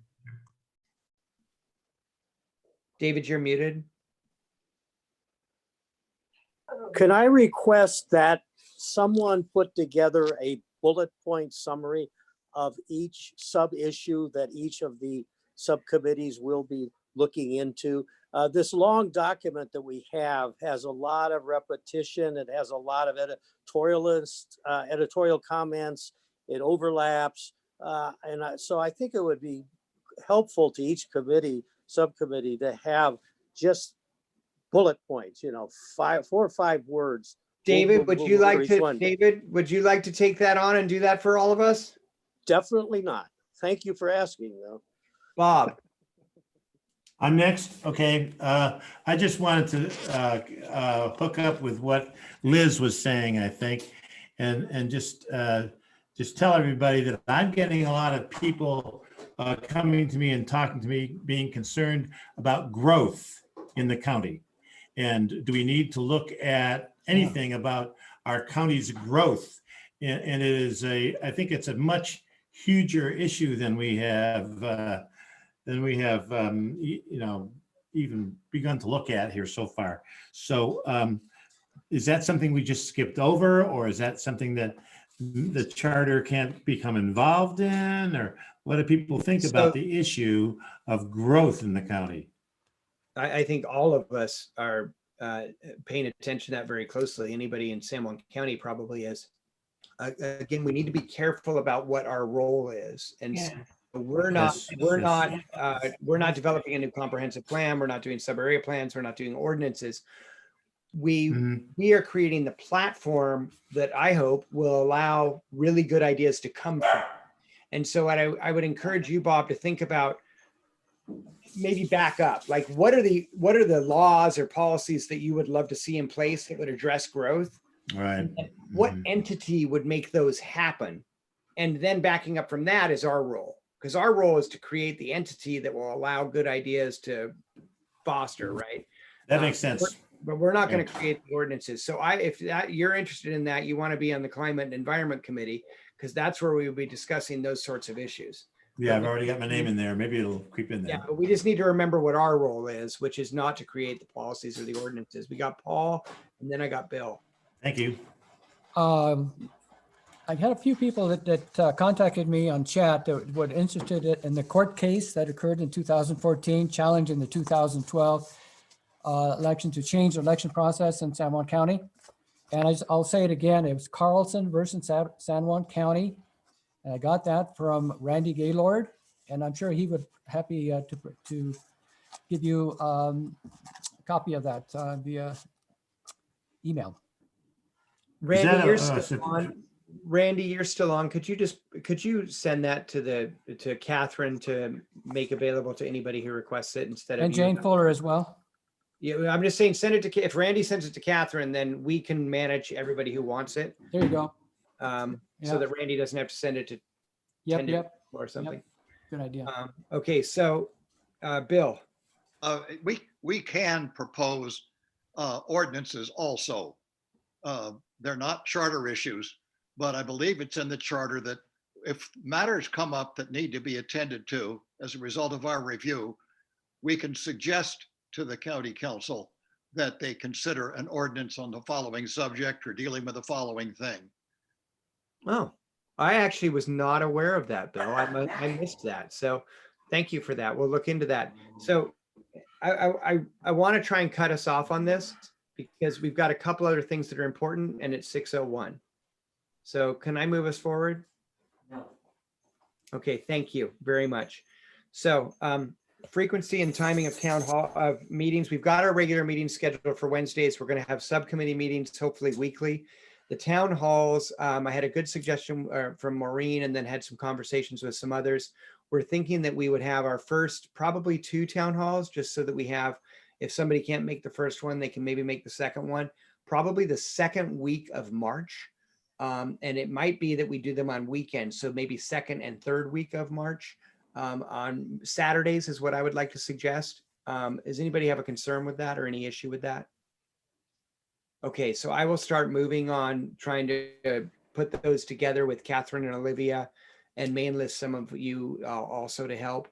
But I'm thinking probably afternoon on Saturdays. Kyle Davies, you have a question or a comment?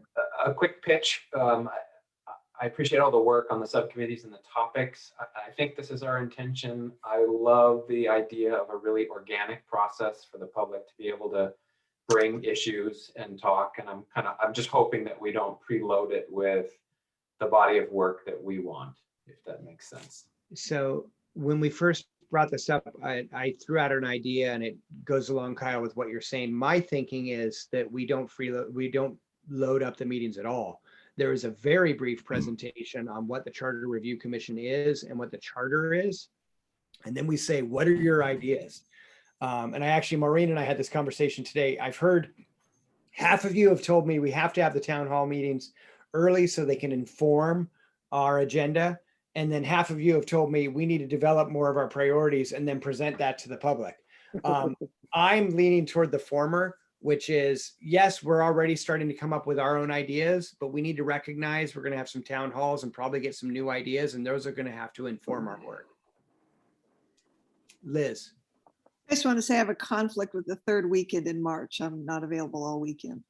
Okay, thank you. Actually, and if anybody else has conflicts on those weekends, will you email Catherine, please, and just let us know and we'll work that out. Okay, CRC budget. It has been pointed out by Catherine to me that with the advertisements we're doing, that need to take place, that have to happen, right? And then paying Catherine in the limited amount of hours that we have between now and when she is leaving us, that's our entire budget. So everything we've been allocated is now committed within $100 or $200 or something. I am feeling more and more like we're going to need additional staff. I feel very strongly that we are going to need some help drafting some of our ideas, as well as potentially doing some helping with some research and so on. And so I'm getting nervous about this, and I wanted to raise it with each of you. And as Jane just pointed out in the chat, the last CRC actually had a larger budget than ours.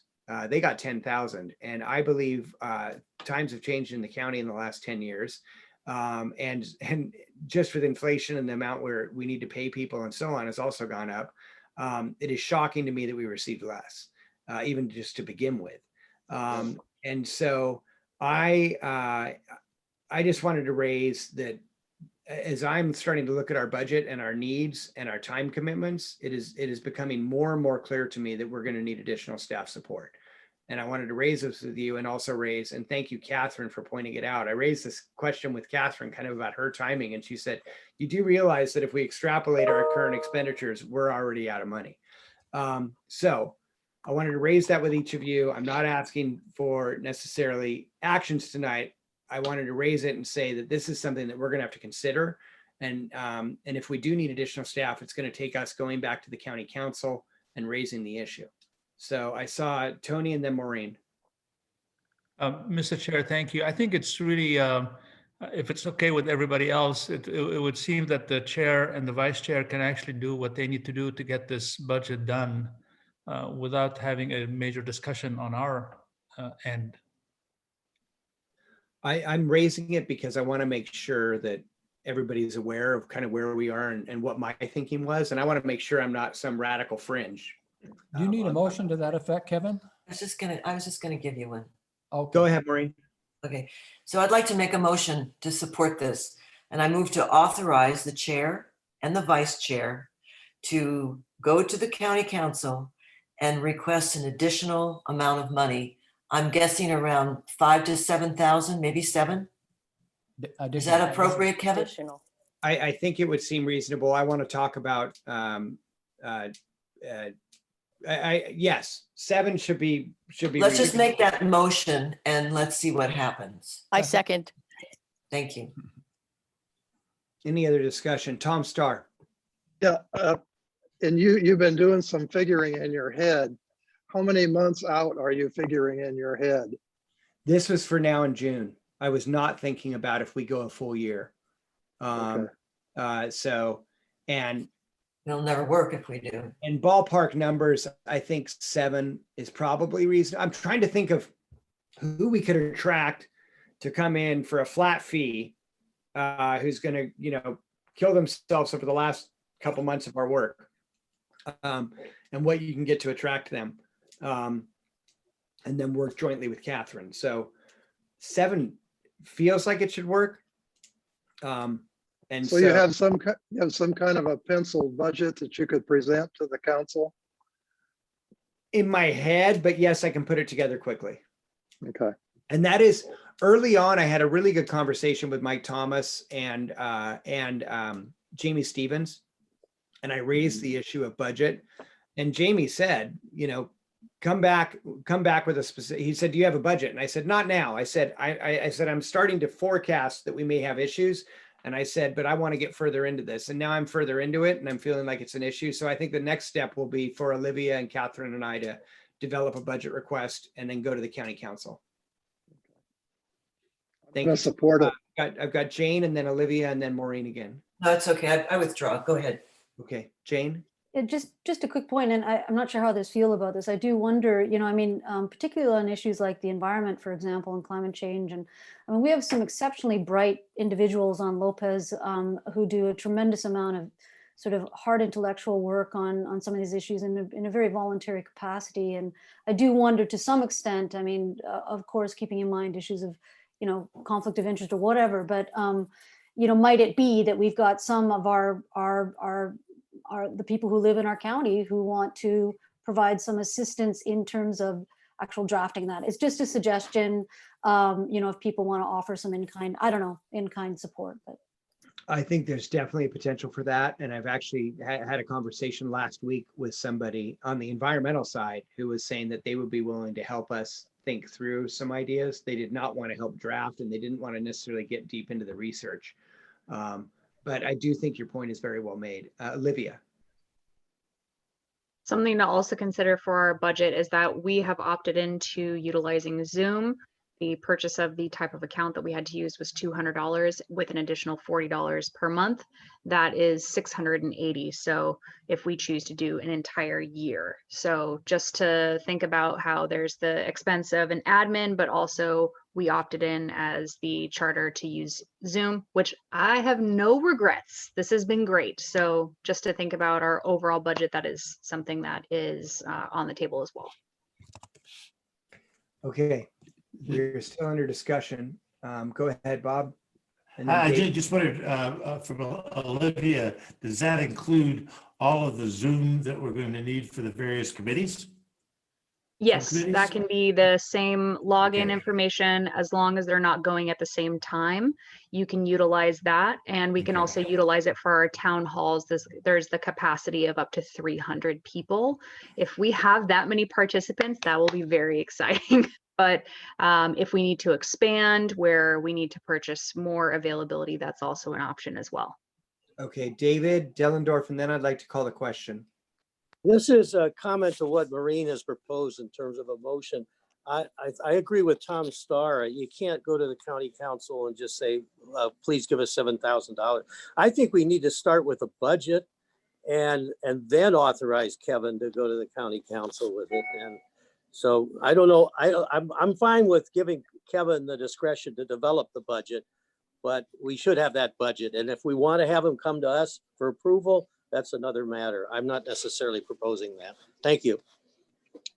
Okay, we have a motion on the floor that is authorizing the chair, the vice chair to propose to go to the county council with a request for expanding our budget. And that will entail us having to put together a proposal for that, which will not just be a budget, but actually the ask that we have associated with that. So that is the motion on the table. Was it seconded? Dollar amount. Yeah, I'm sorry. The motion was up to $7,000. There you go. And Was it seconded? Yeah, Yes. it was seconded. It was put forward by Maureen and seconded by Anne Marie Shanks. Call So the question. all those in favor? Question. Aye. Aye. Aye. Any opposed? Okay, great. Thank you. Okay, finally, we're at 11 minutes over schedule. I really apologize. Any new business that anybody needs to bring up? Okay. I am excited. We made a lot of progress tonight. I am sorry that it was bumpy at times, but we got through a lot. And I think this is setting us up for success with the subcommittees and us really talking a little bit more about our ideas that we're putting forward. And all of you rejecting my idea for a countywide election for the CRC. No, it's still alive. It's still alive. It's still alive, Kevin. It's on life support. Okay, listen, I want to wish you all a wonderful evening. Thank you all for your time. Thank you for those of you in the public for being here, and Randy for sitting in as long as you have and all of your input. Everybody have Kevin, thank you. Thank you. You're doing a great job. Good job, everyone. Bye, guys. Bye-bye. Bye. Bye. Hey, Kevin, Good night. gone and gone. Catherine, are you staying on? I am. Okay, I thought Kevin was supposed to stay on too, but Oh, did he go away? yes. I'm like, we need to draft our agenda for next Sorry. meeting. Hello, we need to talk about subcommittees. Well, I've got one. Okay, Olivia, Catherine, since you're both still on, can I just flag something with you? I mentioned it to Catherine and just a minute, excuse me. Oh, The meeting is, this is the end of the recording of the meeting, so there should be an announcement oh, that whenever the meeting ends, that the recording is ending. And Recording is there should always ending. be an announcement that the recording is beginning, but now is the time to end the recording.